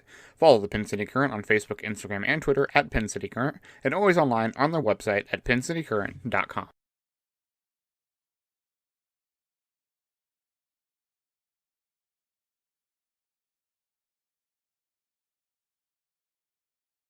Lee County Bank is proud to support the Fort Madison Bloodhounds. Bank when and where it's convenient for you. Our mobile banking app is a safe and secure way to check your balance, transfer funds, pay bills, and deposit checks, all from your mobile device. If you're shopping for a new home or need money to pay for unexpected expenses, our loan department can help. Visit our website at www.leecountybank.com or give us a call at 319-372-2243 for more details. Equal Housing Lender, member FDIC. Once a Bloodhound, always a Bloodhound. Realtor Carla McEntee is proud to support Bloodhound Sports. Contact Carla McEntee with Frazee Auction and Real Estate for all your real estate needs today at 217-617-6975. Midwest One wants to be on your team. They can help you with your important financial decisions so you don't have to do it alone. Visit the Fort Madison office today, located at 926 Avenue G. Give them a call at 319-372-3991. Midwest One is simply better banking. Member FDIC. Scott's Miracle-Gro Company, the world's leading marketer of branded, consumer, lawn and garden manufacturing, located in Fort Madison, Iowa. Scott's Miracle-Gro Company is a proud supporter of Bloodhound Sports. Mann's McDonald's, located in Fort Madison and Burlington. It's not whether you win or lose, it's how well you eat after the game. Sub-Arena Sandwich Shop, winner of the Taste of the Tri-States, voted #1 in Hawkeye's Reader's Choice for Best Sub and Soft Drink. That's Sub-Arena Sandwich Shop, located at 2805 Avenue L in Fort Madison. Call ahead for carryout at 319-372-5001. Jacqueline Lumsden, owner. Wondra Family Chiropractic and Acupuncture. Doctors Tim and Lori Wondra provide chiropractic, acupuncture, therapies, kinesiotaping, and even school physicals. They're located in downtown Fort Madison at 724 Avenue G.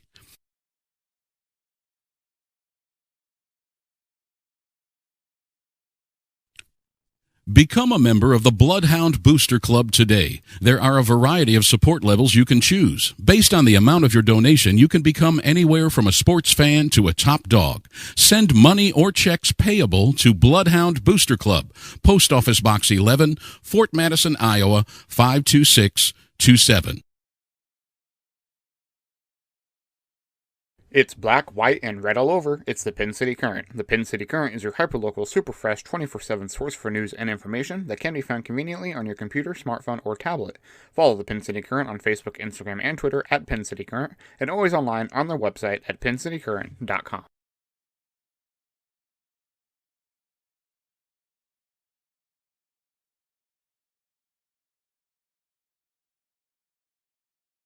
Lee County Bank is proud to support the Fort Madison Bloodhounds. Bank when and where it's convenient for you. Our mobile banking app is a safe and secure way to check your balance, transfer funds, pay bills, and deposit checks, all from your mobile device. If you're shopping for a new home or need money to pay for unexpected expenses, our loan department can help. Visit our website at www.leecountybank.com or give us a call at 319-372-2243 for more details. Equal Housing Lender, member FDIC. Once a Bloodhound, always a Bloodhound. Realtor Carla McEntee is proud to support Bloodhound Sports. Contact Carla McEntee with Frazee Auction and Real Estate for all your real estate needs today at 217-617-6975. Midwest One wants to be on your team. They can help you with your important financial decisions so you don't have to do it alone. Visit the Fort Madison office today, located at 926 Avenue G. Give them a call at 319-372-3991. Midwest One is simply better banking. Member FDIC.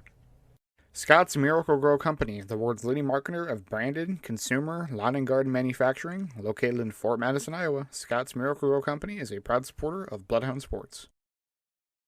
Mann's McDonald's, located in Fort Madison and Burlington. It's not whether you win or lose, it's how well you eat after the game. Sub-Arena Sandwich Shop, winner of the Taste of the Tri-States, voted #1 in Hawkeye's Reader's Choice for Best Sub and Soft Drink. That's Sub-Arena Sandwich Shop, located at 2805 Avenue L in Fort Madison. Call ahead for carryout at 319-372-5001. Jacqueline Lumsden, owner. Wondra Family Chiropractic and Acupuncture. Doctors Tim and Lori Wondra provide chiropractic, acupuncture, therapies, kinesiotaping, and even school physicals. They're located in downtown Fort Madison at 724 Avenue G.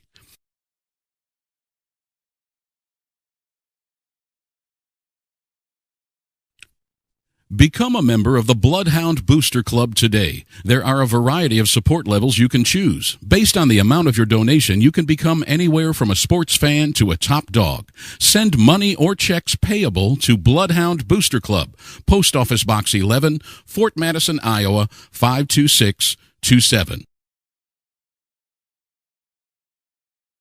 It's black, white, and red all over. It's the Pin City Current. The Pin City Current is your hyperlocal, super fresh, 24/7 source for news and information that can be found conveniently on your computer, smartphone, or tablet. Follow the Pin City Current on Facebook, Instagram, and Twitter at Pin City Current, and always online on their website at pincitycurrent.com.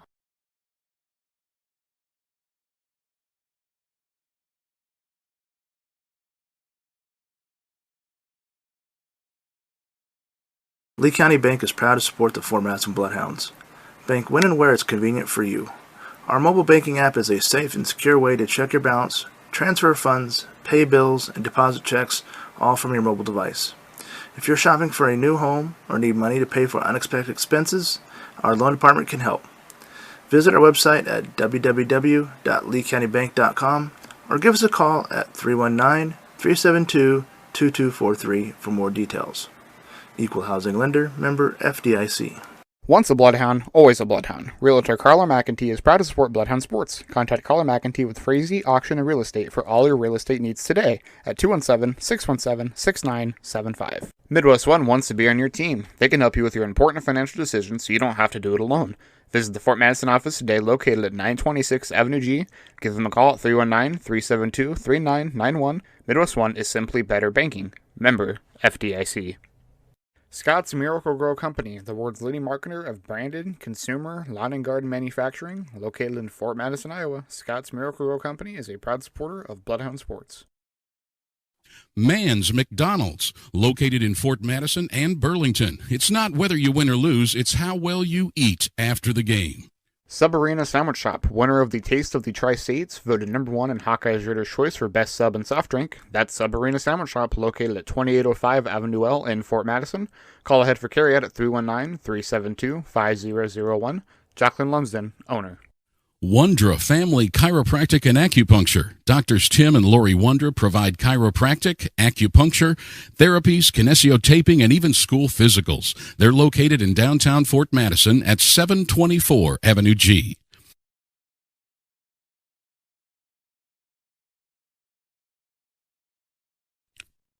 Become a member of the Bloodhound Booster Club today. There are a variety of support levels you can choose. Based on the amount of your donation, you can become anywhere from a sports fan to a top dog. Send money or checks payable to Bloodhound Booster Club, Post Office Box 11, Fort Madison, Iowa 52627. It's black, white, and red all over. It's the Pin City Current. The Pin City Current is your hyperlocal, super fresh, 24/7 source for news and information that can be found conveniently on your computer, smartphone, or tablet. Follow the Pin City Current on Facebook, Instagram, and Twitter at Pin City Current, and always online on their website at pincitycurrent.com.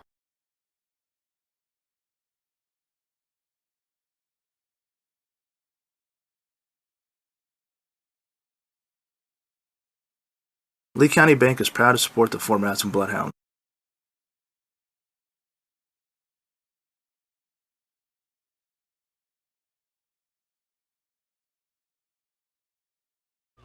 All right, we are back here for the start of the second half.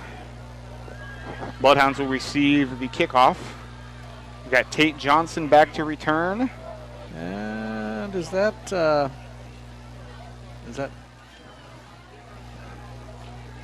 I would say that's, Is it McGowan maybe? it's either McGowan or Williams. I think that's McGowan. It's either Kane. Okay, we'll take a look at it here in a second. Kick, make sure it goes up. And it's going to come. It is Kane, actually. He makes a move. I think they were kicking away from Tate Johnson. I think so as well. So that's all right. Give it to Kane. Kane's very explosive. So it is a nice return out to the what looks like the 38-yard line. Good place to start. So yeah. So good return for the Bloodhounds on King Williams. Something I didn't get to earlier, Fort Madison head coach by Derek Dougherty, assisted by Andrew Cartwright, Jason Crooks, Travis Cullen, Patrick Lamb, Justin Minke, Ryan Smith, and Josh Weichert. In West Burlington, Okay. right after the first Bloodhound offensive play of the second half, Okay, a quick pass out to Teague Smith. that is nice pursuit by West Burlington. After about a nice, 5-yard gain or so, 5 or 6 yard gain. Nice play, but good pursuit by 3 of the Falcons here on the near sideline. And West Burlington is head coached by Joseph Bowman, assisted by Aaron Brown, Chris Chiperez, Jackson Culp, Michael Girius, Darren Orth, and John Vandenberg. Okay, so 2nd down and 4 from the 45.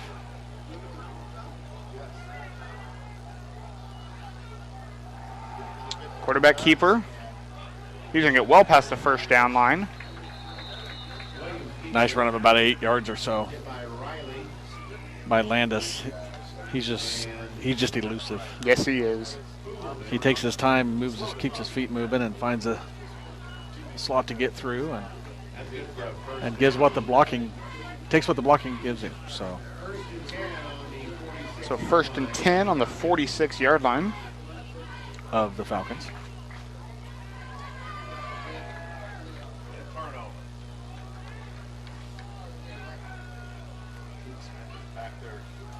Quick pass to the left side. He's got Tate Johnson. Tate makes a nice move. Tate's going to pick up about 6 or 7 yards. He made a juke on Donaldson, who came up. I believe it was Donaldson that came up for that initial tackle. And nice. I mean, that would have been right at the line of scrimmage. So 6-yard gain because of that. Nice play by Tate Johnson.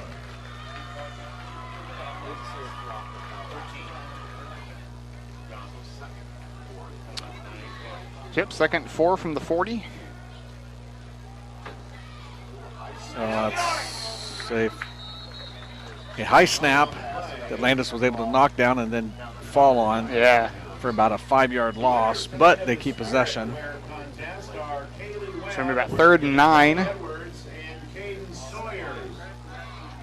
with 10:19, 3rd quarter. Kelly Edwards and Caden Sawyers, the winners of tonight's Spirit Wear contest. Thanks to all the kids that participated. And congratulations to our winners, Kaylee, Kelly, and Caden. 3rd down. Bloodhounds ready again. 2 receivers on the right, 2 on the left, 1 man in the backfield, Landis Williams. And this is looking around. He's going to pass right side. He's got Gavin Wiseman, and it's going to be incomplete pass, they're they going to say. say incomplete. Well, I got somebody saying they took. Did they talk him into that? Because we had one that was right on top of the ball. Baker on the coverage. It's an interesting call. We couldn't see it because of the sideline here. Yeah. And but yeah, the one ref who was right there didn't make the call, but the one on the far side of the field came over. Or more like the middle of the field, rather. with a little help from the Falcons trying to wave that off. Yeah. Maybe they did see that. So 4th and 9, 45-yard line here.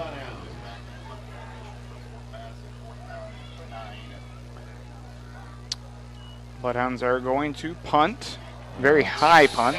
That doesn't off the side of the foot, but It takes a very good Bloodhound bounce. Yes. And Gavin Wiseman will down it right at about the 25-yard line. For Madison's punt down near the 25-yard line, where it will be 1st and 10, West Burlington, Notre Dame.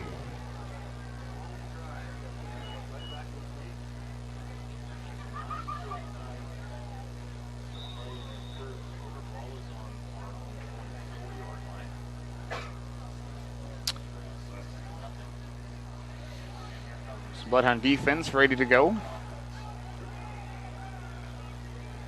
Defense defense needs to step up here like they've been. Okay, he's going to throw it deep. And we're going to get defensive pass interference there on Gavin Wiseman. He did not turn around. No, he did not. I mean, he caught up with him, and the ball was thrown a little bit short as the receiver had a couple steps on Wiseman.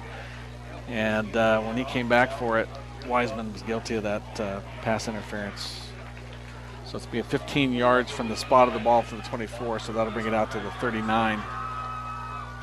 It is not a spot foul in high school. It's a 15-yard penalty.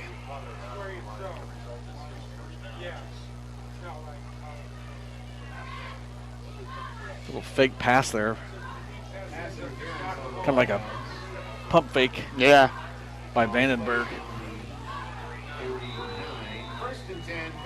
It's ball on the 39-yard line, 1st and 10 for West Burlington Notre Dame.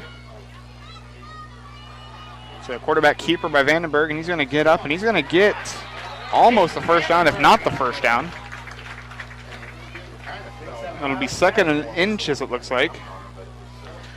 From the 40. Oh, they called it a little shorter than I thought, so. 46-yard line, so 3 yards to go. Vandenberg's a good-sized kid, strong.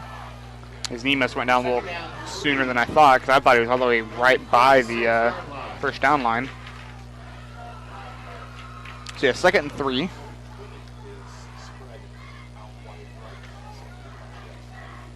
course, Donaldson in the backfield. Vandenberg's going to be quarterback keeper again. And he's going to get the first down and then some.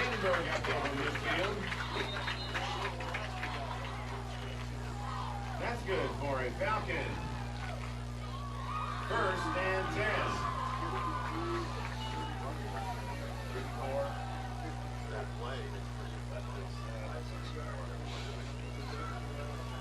Sublayer on the tackle. 54 So it brings up 1st and 10 with 8:35, 3rd quarter. Bloodhounds lead 16-0. As the Falcons have their next play. 2 receivers on the left, 2 on the right, 1 man in the backfield with the quarterback, Vandenberg. Going to hand it off. No, it's a fake handoff past the left side. 10 receiver was number 3, Jackson Riley. Teague Smith and Mikey DePrimer in there on coverage. Ball was high to the receiver. Brings up 2nd and 10 on the 49-yard line.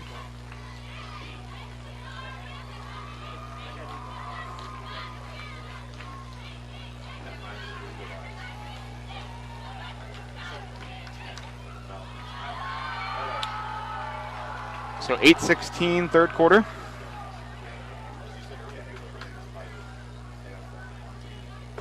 Gonna be a pass play. Good. Oh my goodness sakes! That was a push pass. Made something big out of nothing there. He was about to be sacked, and he just flipped it with his left hand forward. And Patrick Mahomes-like almost. Yes, and the receiver, that was Donaldson, I believe it was, that got his hands on it and tipped it back into himself and got a first down on it. And there's a nice saving tackle by a Bloodhound after that catch. I'm not sure who it was that actually made that, Nick. I was just so amazed by the pass that I didn't quite realize who it was that made the tackle. So 1 to the left, chips to the right, 1 man in the backfield. It's going to be a handoff. Donaldson is going to get tackled right about the line of scrimmage by Tate Johnson was in there. Ensminger. It was a nice block on the end by the Falcons, and we still had good pursuit coming from our secondary. Absolutely. I think Ike Thatcher was in there as well. Pack of Hounds helped bring down Donaldson. I guess they led him back to the line of scrimmage. Didn't think he quite got there, but I guess he did.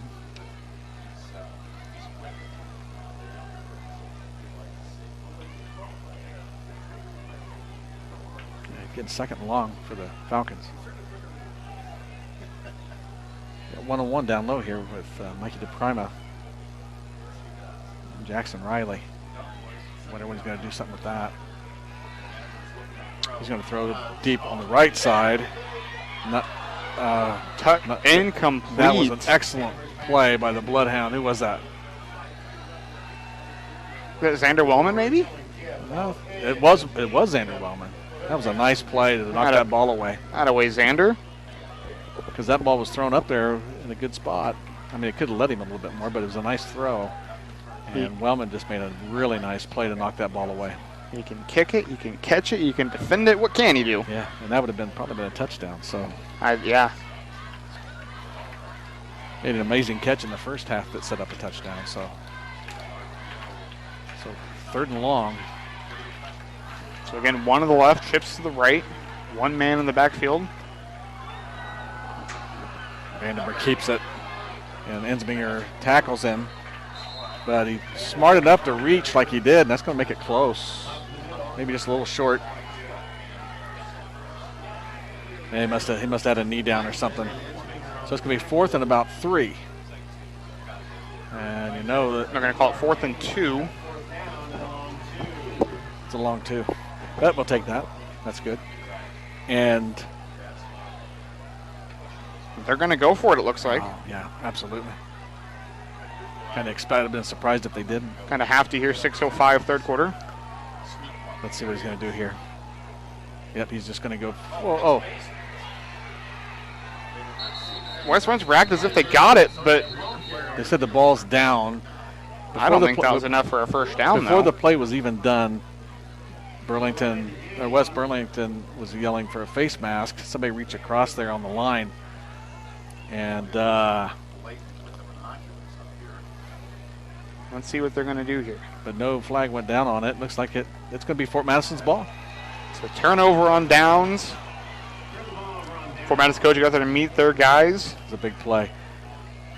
Some high fives going on. I think there might have been a little bit of a grab of the face mask out there, but it kind of looked like it. But it wasn't flagrant, so maybe. Well, that's a big stop for the Bloodhounds defense. Yes, it is. 5:55 to go, 3rd quarter. So now they're starting off with a 27. We'll take that. See if we can get the offense rolling here a little bit.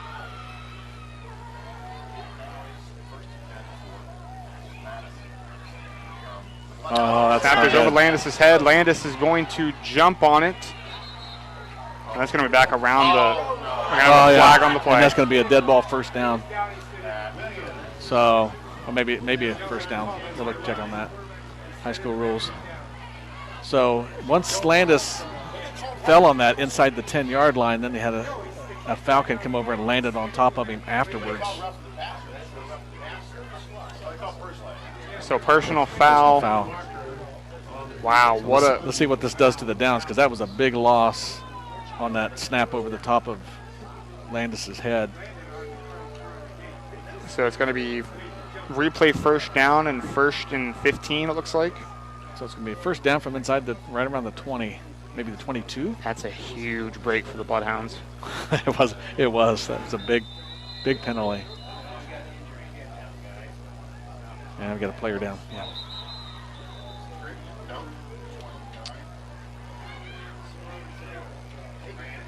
So we will go ahead and take a quick timeout ourselves. This is Bloodhound Football and Bloodhound Sports. Bloodhounds lead 16-0, 5:46, 3rd quarter.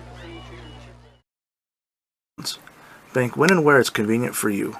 Our mobile banking app is a safe and secure way to check your balance, transfer funds, pay bills, and deposit checks, all from your mobile device. If you're shopping for a new home or need money to pay for unexpected expenses, our loan department can help. Visit our website at www.leecountybank.com or give us a call at 319-372-2243 for more details. Equal Housing Lender, member FDIC. Once a Bloodhound, always a Bloodhound. Realtor Carla McEntee is proud to support Bloodhound Sports. Contact Carla McEntee with Frazee Auction and Real Estate for all your real estate needs today at 217-617-6975. Midwest One wants to be on your team. They can help you with your important financial decisions so you don't have to do it alone. Visit the Fort Madison office today located at 926 Avenue G. Give them a call at 319-372-3991. Midwest One is simply better banking. Member FDIC. Scott's Miracle-Gro Company, the world's leading marketer of branded, consumer, lawn and garden manufacturing, located in Fort Madison, Iowa. Scott's Miracle-Gro Company is a proud supporter of Bloodhound Sports. Mann's McDonald's, located in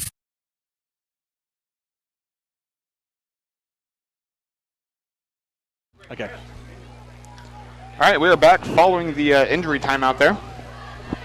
Bloodhounds have the ball first and 15, 21-yard line, 5:36, third quarter.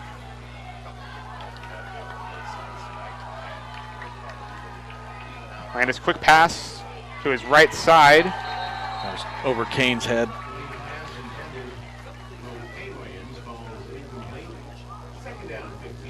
Shout out to all 190 people watching at home or wherever you may be.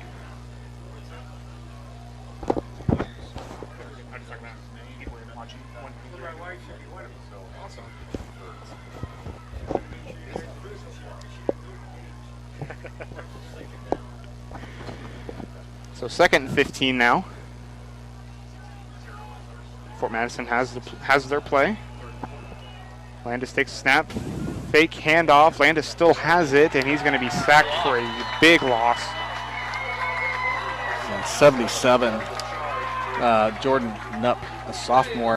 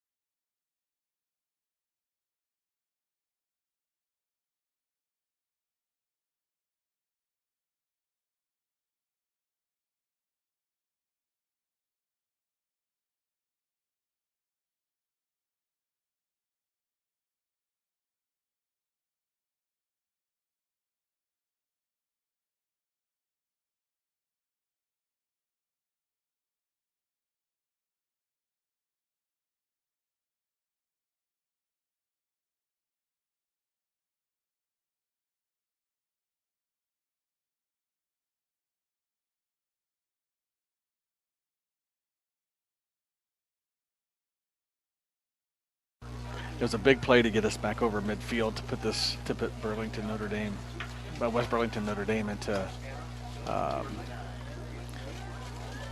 deep in their own territory. So different QB, I think, in there. And the ball Incomplete is, pass. thrown out to the side to Chipperez, but off his hands. New quarterback is Caden Schwenker. Sophomore quarterback, 6 foot 160. Second down 10. Does he look 6 foot? I didn't think so. You said that, and I was like, okay, all right. I guess he is kind of tall. So second down. It's going to be a handoff tackle. Nope, he's going to keep it. He's going to be a keeper, and Ensminger is going to shut that down along with Teague Smith at about the line of scrimmage. So there's a fake to Donaldson. They've done pretty good fakes on this. Yeah, It's they faked really you out, have. faked me out. So it's going to stay about the line of scrimmage, as said. So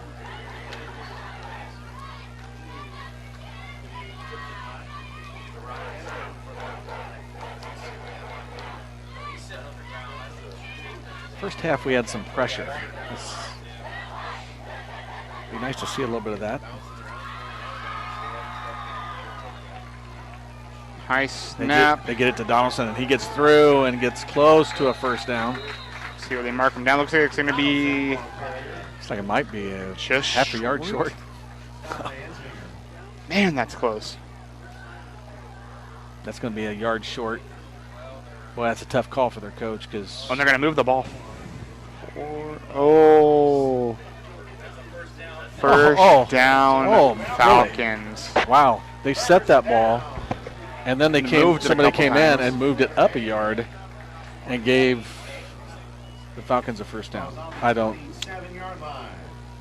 I guess the site official was the one that decided where that ball was marked down at. I guess so. And they made the change. Okay, first down for the Falcons. Good 10-yard run. Good run by Donaldson. Yes, it was. Okay, hand off to him again. He gets through, and then he gets, shut down after a few yards by. Saddles was in there.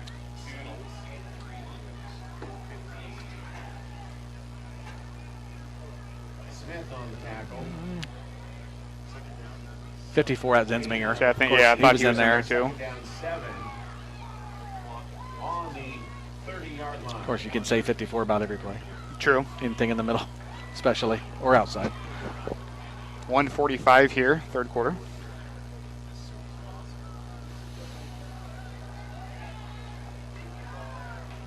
So Schwinkers. Yeah, they're going to have to call. Play clock's got to be down. Okay, yeah, timeout for West Burlington, Notre Dame on a 2nd and 7. So we will take a timeout as well. Bloodhounds lead 16-0, 1:28 third quarter. We'll be right back on Bloodhound Sports. Fort Madison and Burlington. It's not whether you win or lose, it's how well you eat after the game. Sub Arena Sandwich Shop, winner of the Taste of the Tri-States, voted #1 in Hawkeye's Reader's Choice for best sub and soft drink. That's Sub Arena Sandwich Shop, located at 2805 Avenue L in Fort Madison. Call ahead for carryout at 319-372-5001. Jacqueline Lumsden, owner. Wondra Family Chiropractic and Acupuncture. Doctors Tim and Lori Wondra provide chiropractic, acupuncture, therapies, kinesiotaping, and even school physicals. They're located in downtown Fort Madison at 724 Avenue G.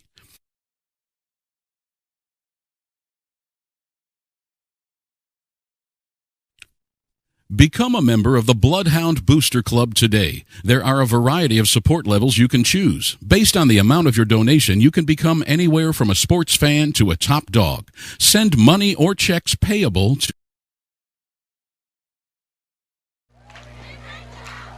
All right, we are back following the Falcon timeout. 1:28 third quarter. It's a handoff. Donaldson was wrapped up by, of course, Ensminger. Not that everybody else is not involved in that. Somebody else was too, but Donaldson picked up a couple more yards. It's going to leave about a 3rd and 5.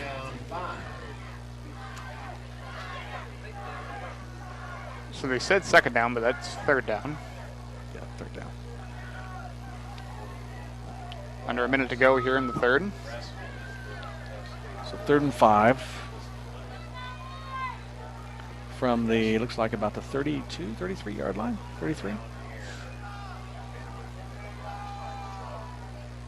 Oh, that's over the head. And it's going to be picked up by Donaldson. And he's going to be wrapped up by several Bloodhounds back all the way back at the 20-yard line. So huge 3rd down play for the defense. And Donaldson tried to make something out of it when he picked it up, but he was smothered. That's going to be about 4th and 20 now. Yeah. I don't know if we're going to another play here before the end of the 3rd. Call it 4th and 18 officially. And 5 seconds left. I think they're going to walk off the field for the end of the 3rd quarter. So we're going to switch ends here, and they're going to have a 4th down and 18 from the 20-yard line. So at the end of the 4th quarter, Bloodhounds lead 16-0. We'll be right back on Bloodhound Sports. To Bloodhound Booster Club, Post Office Box 11, Fort Madison, Iowa 52627. It's black, white, and red all over. It's the Pin City Current. The Pin City Current is your hyperlocal, super fresh, 24/7 source for news and information that can be found conveniently on your computer, smartphone, or tablet. Follow the Pin City Current on Facebook, Instagram, and Twitter at Pin City Current, and always online on their website at pincitycurrent.com.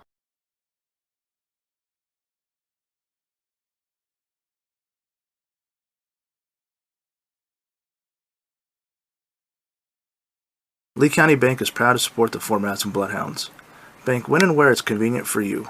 Our mobile banking app is a safe and secure way to check your balance, transfer funds, pay bills, and deposit checks, all from your mobile device. If you're shopping for a new home or need money to pay for unexpected expenses, our loan department can help. Visit our website at www.leecountybank.com or give us a call at 319-372-2243 for more details. Equal housing lender, member FDIC. Once a Bloodhound, always a Bloodhound. Realtor Carla McEntee is proud to support Bloodhounds. And we are back here. West Burlington punting. That's just a Vandenberg come back in and punted. And It was a line drive, kind of a weird punt. And it ended up being a really good punt ends up being about 38 yards. for the team, it was good. For But, him personally, not as much. I think it's pretty easy to say he was out with a cramp earlier. I mean, not an injury, but come in and do that punt. He's a competitor, that's for sure. Yes, he is. So the Bloodhounds are going to take over on their own 42-yard line. And let's see what the offense can do. I mean, they've come up with a few big plays here in the second half, but it'd be nice to get a nice drive to put this thing away. Okay, almost got him to jump there. Got one on the left, chips to the right. And we did. Yep, so we're going back 5 yards. So, latest scores I have on Varsity bound. Burlington leads Keokuk 28-0 at halftime. As of 10:35 to go in the second quarter, Washington was beating Mount Pleasant 8-0. And that's what I have so far. Okay, so we're going to go, don't interrupt you there, but we're at we're first and 15 for the Bloodhounds. On 37-yard line. Quick pass out to the right to Kane Williams. He gets a block from Xander Williams and gets outside, and he gets really close to the, sorry about that camera. He gets along the sidelines and gets close to a first down, so they're going to actually mark him down after about a 10-yard gain on that first and 15. So it's going to be second and 5. Second and 6. for the Bloodhounds. A good 1st and 15 play to get that penalty back and make this 2nd down much more manageable. So 11:40 in the 4th quarter here. Landis is elusive and gets away and gets positive yardage on that run. So it's going to be 3rd down. It's like about 2.5, 3 yards to go, 2 yards. Ball right at midfield. Yep, going to call it 3rd and 2 on the scoreboard. Nice play by Landis there to get positive yardage.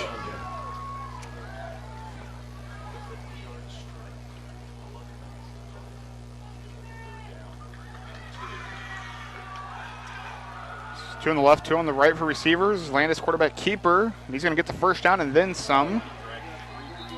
That's where his strength is, and he doesn't look it, but boy, he's strong. He really is.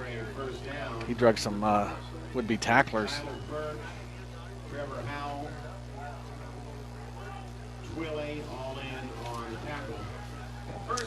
So Bloodhounds 1st and 10 from the 43-yard line, 10:43. Tyler Birch is 290, and he just kind of helped drag him. He just dragged him for a 1st down. So, oh boy, nice play. Yeah, I think Birch is going to have some good games in college, assuming he goes. Okay, Teague Smith tries one off the right tackle, and he is for a very short gain. And just judging his game last week with the 12 solo tackles, and said his name a few times tonight here. Seems like a very stud football player.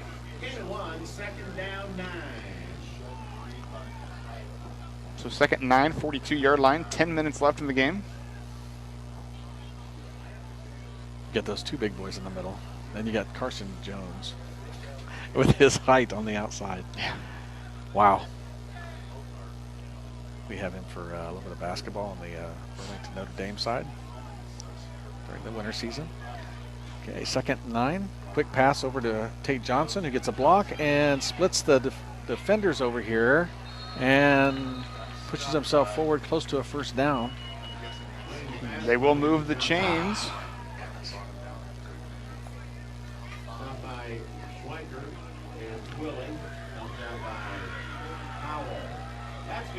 That's going to be a 1st down, Bloodhounds. That's good. 1st and 10 for Madison on the 32-yard line.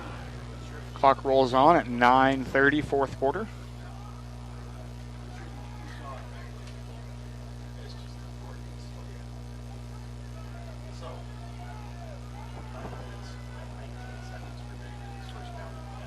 Landis hands off to Teague Smith. And Teague's going to run forward for close to a 1st down. That was a nice run by Teague. Yes, it was. Kept his feet going and using his power.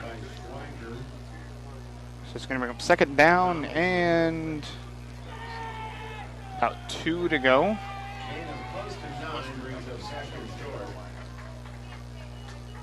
So call it gain of 9, 2nd and 1.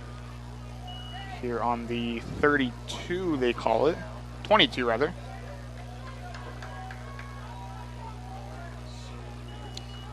They're a little bit off on that. I think that's close to the 24 is where the ball's at. Call it 23 now. Whistle. With a timeout, West Burlington, Notre Dame. So that'll be their 2nd one.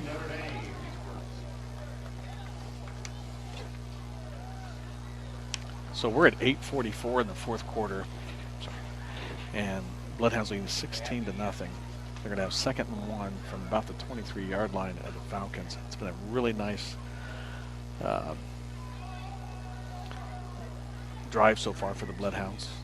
It really has been. Mixing in some passing and running. Been very efficient. So you like that 2nd down and short. Next week, Fort Madison will be back home hosting Fairfield. Should be another fun, exciting game. At home, right? Yep, home game. Okay. Good to be back home. Imagine there might be a freshman game before that. I Don't know. believe so. Okay. Fairfield coming off a first week win over Mount Pleasant.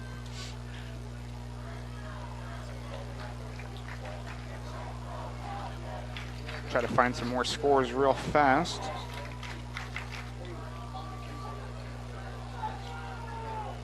On score stream, Washington says Washington over Mount Pleasant 8-0 at halftime. And then it takes me straight to last week's game. That's not what I want. Teague Smith in the backfield with Landis, and there is a that's an encroachment. Let's see if they're going to call that on the defense. Yep, they called on the defense. Coaches on this side of them were hollering for one of our linemen to move, but they did move in response to the defense coming across. So that's an automatic first down for the Bloodhounds, and they'll have the ball right around the 18-yard line. From the 18-yard line. Good hard count there by Landis, I believe. Yes. Little tougher here, you know, not having the play clock. Got a little bit of precipitation coming down again, kind of light. Pitch out there to Tate Johnson. God dang it. Yeah. And they're going to say he got stopped. Actually, going to say he lost a yard. So 2nd and 11.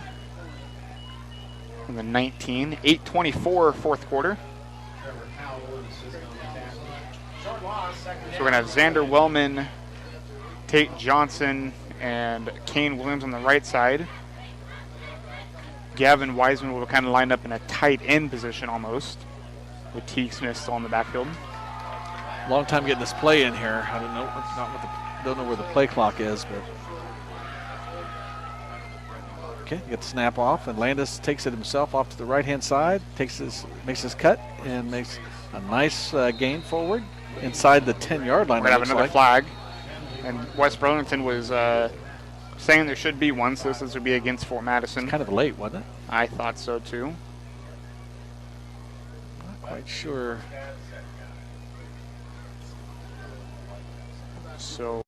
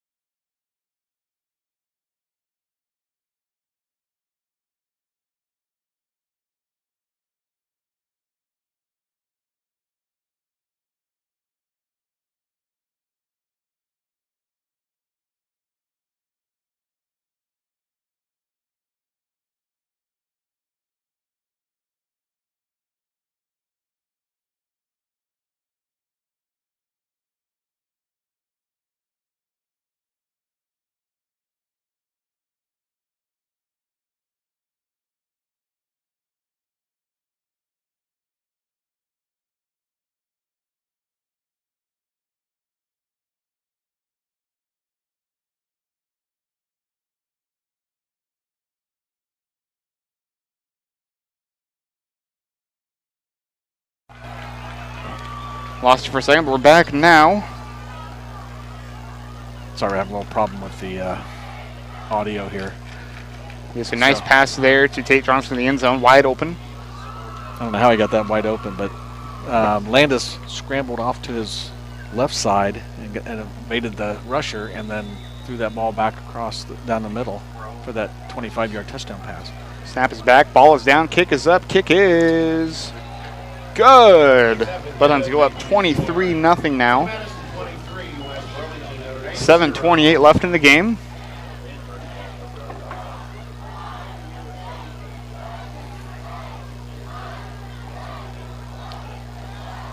That we needed. Yes, we did. And it was kind of a broken play. First score of the half and first score in a long time now. We had the field goal early in the second quarter and nothing since then.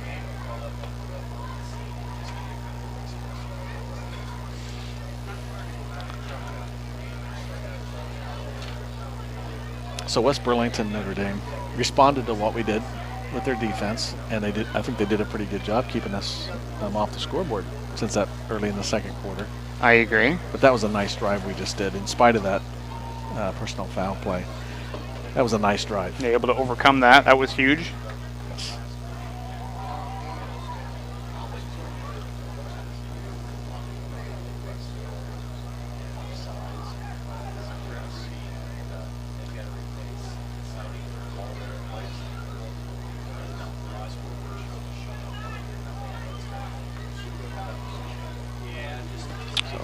well. Yeah. This light rain's not affecting anybody. Got a few umbrellas coming up, but that's it. Just a couple. Okay, Xander Williams is going to kick off here from the 40, of course. And away we go. Oh, kind of a squib. And picked up. I imagine it's Donaldson. Makes a few moves. And evades Kicker the to tackle. B, and Xander pushes him out of bounds. Good job by Xander. Xander, when he kicked off, he slipped and went down and got back up and tracked down the runner there. And that's one of the few times it's good that you slipped. You make a potential touchdown saving tackle. That is something that the Falcons needed. Was a return. So Quarterback with Burlington today. Rain kind of coming down harder again, it looks like. Of course, we're not down at field level, so we can't really tell, but looking at the lights here. So back at quarterback is Hayden Vandenberg. I'm glad for his sake he's back in here. You can expect this to be aired out a little bit. And he keeps the ball, fakes a handoff, and is met right away by, let's see who that is. That is 55. Tanner Settles made the initial contact. You know what's funny is that Vandenberg is listed at 6 foot. He looks a lot bigger than that. Yes. But he is bulkier. He's stronger. He's more muscular. And If they stood side by side, I'm pretty sure I could say one of them is not 6 foot. yes, I agree with you. You know, I'm trying to play it off here.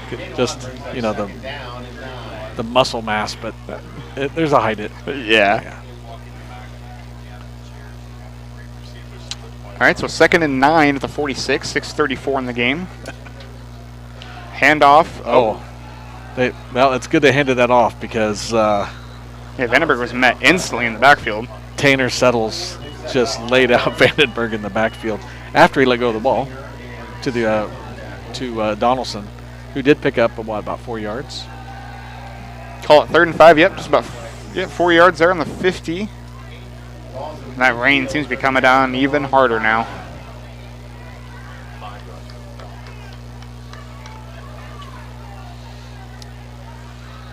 Wasn't supposed to rain tonight. That's why it is. Of course. It's taken out of the forecast.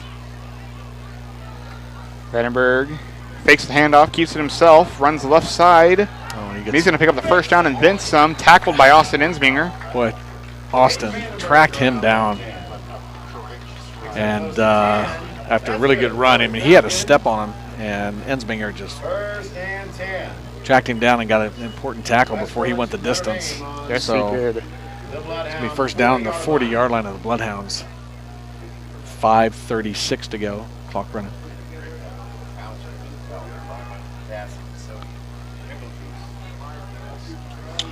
First and 10 from the 40, 5:26 to go in the game. The handoff. Tanner Settles in there, made a hit with help with McGowan and I think a couple other Bloodhounds. Donaldson pushes forward for about 2 yards. 2nd and 8.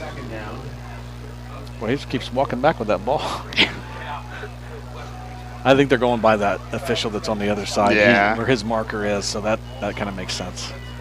So it's kind of more of a 3-yard gain. So 2nd and 7 now, 37-yard line, 4:52 left in the game. 2 yard on the rush and 1 on the, okay, I won't say that. 2nd and 7.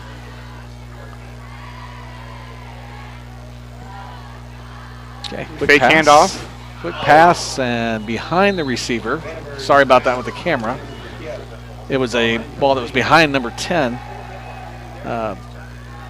which is Colby Twilley. And almost into the arms of a Bloodhound. Had 2 of them standing there. Were unable to get it in. So 3rd and 7 now.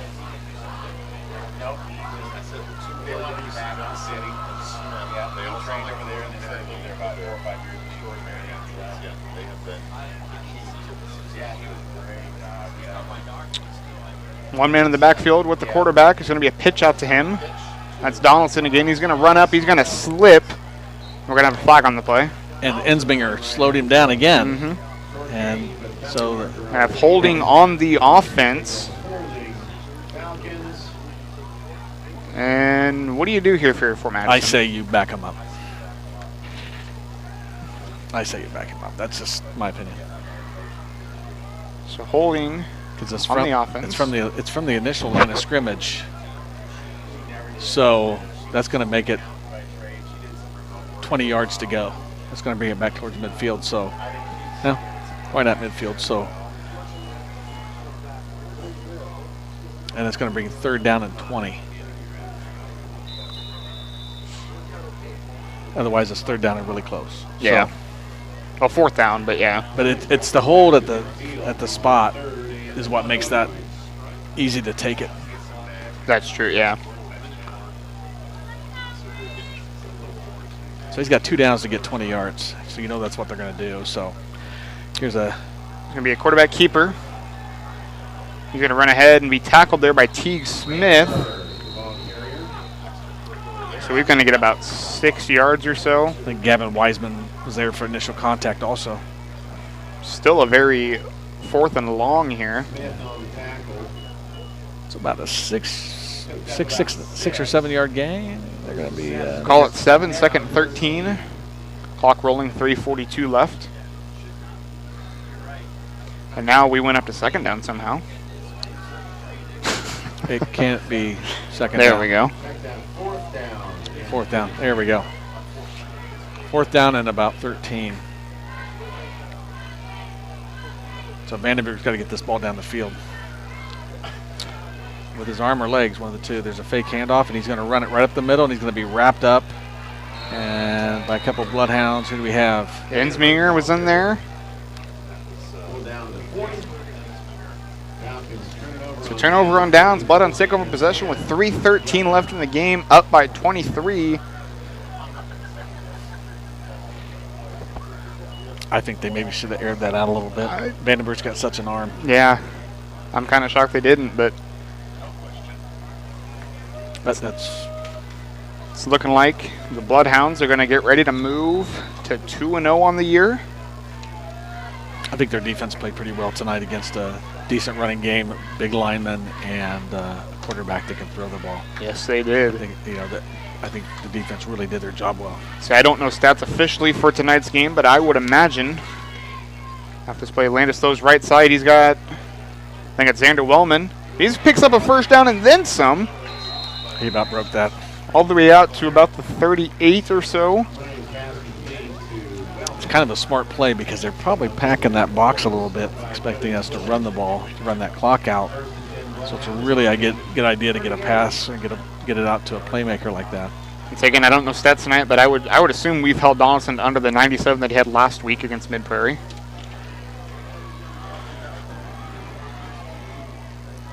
Kind of slowed him down here. And I think Vandenberg's kind of taken, when he was in the game, kind of was taking over that running role I agree.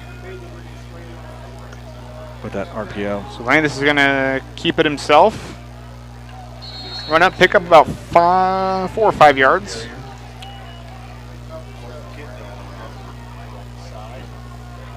Clock still moving, 2:25 rather. I think this 4th quarter, the offense has done a really nice job of controlling the ball. They really have, yeah. Got back in the end zone again, but just keeping the ball in our possession and getting that clock to run. Let's call it 2nd and 5, 2:05 left in the game.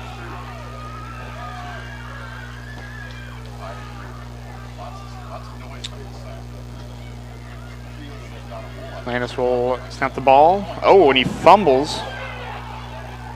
That's going to be a... That's not what we needed. It'll be West Burlington Notre Dame football. No, he did not want that. I wonder if that's a little wet football situation there. I mean, the rain is pretty much kind of... But the grass looks wet. Yeah. So you kind of wonder. So, no, we did not want to see that. So the Falcons are going to start on their own 40-yard line with just under 2 minutes to go. I think he was going for a pump fake, and it just kind of just slipped out there. Yeah.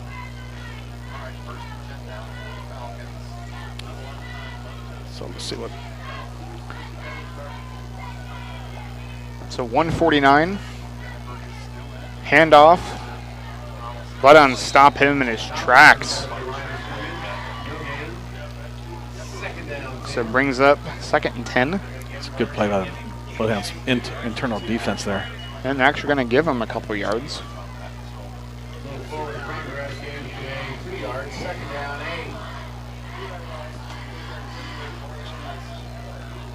So 2nd and 8, 1:20 to go in the game. 2 receivers on the right, 2 on the left, 1 running back in the backfield. It's going to be handed off, kept by Vandenberg, and he's going to be tackled down, picking up a couple yards. That was Ike Thatcher that came in there and wrapped him up around the waist, and didn't get but a yard or two. Under a minute now, 54 seconds.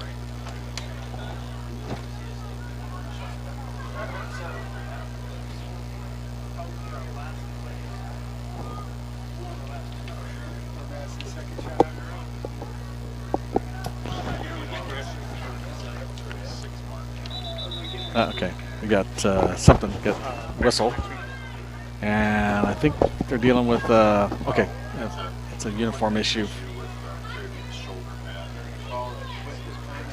You're sure he's not happy about that with, only about a play left in the game? Well, they got I think his uniform's a little ripped.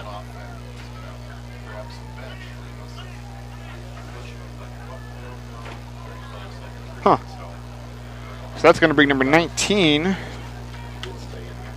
Lance Steinhoff, sophomore running back, into the game.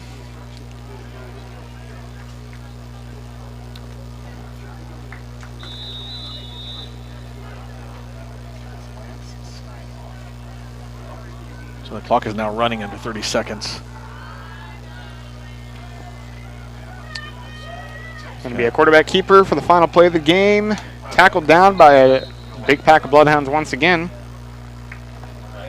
And clock under 15 seconds now will roll down to 0.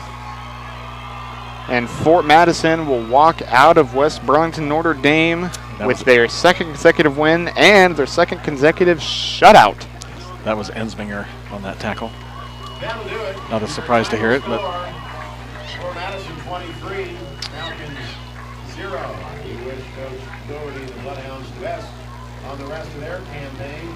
Meanwhile, the Falcons. So we'll have the midfield handshakes once again, led by head coach Derek Dougherty for Fort Madison. Thank our game day meal sponsor, the Broadway. well, I think I saw some improvement, a lot of stuff from week 1, which you kind of expected. And we had a little adversity there, and the defense showed up on it. And then the offense come back and did what they needed to do. So really happy with that. Our defense locked down again. Offense looked good.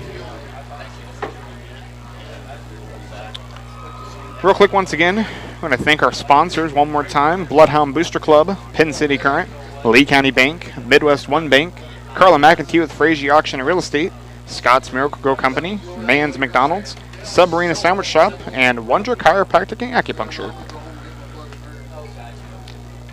Another great game by the Bloodhounds. Again, 2nd straight win, 2nd straight shutout.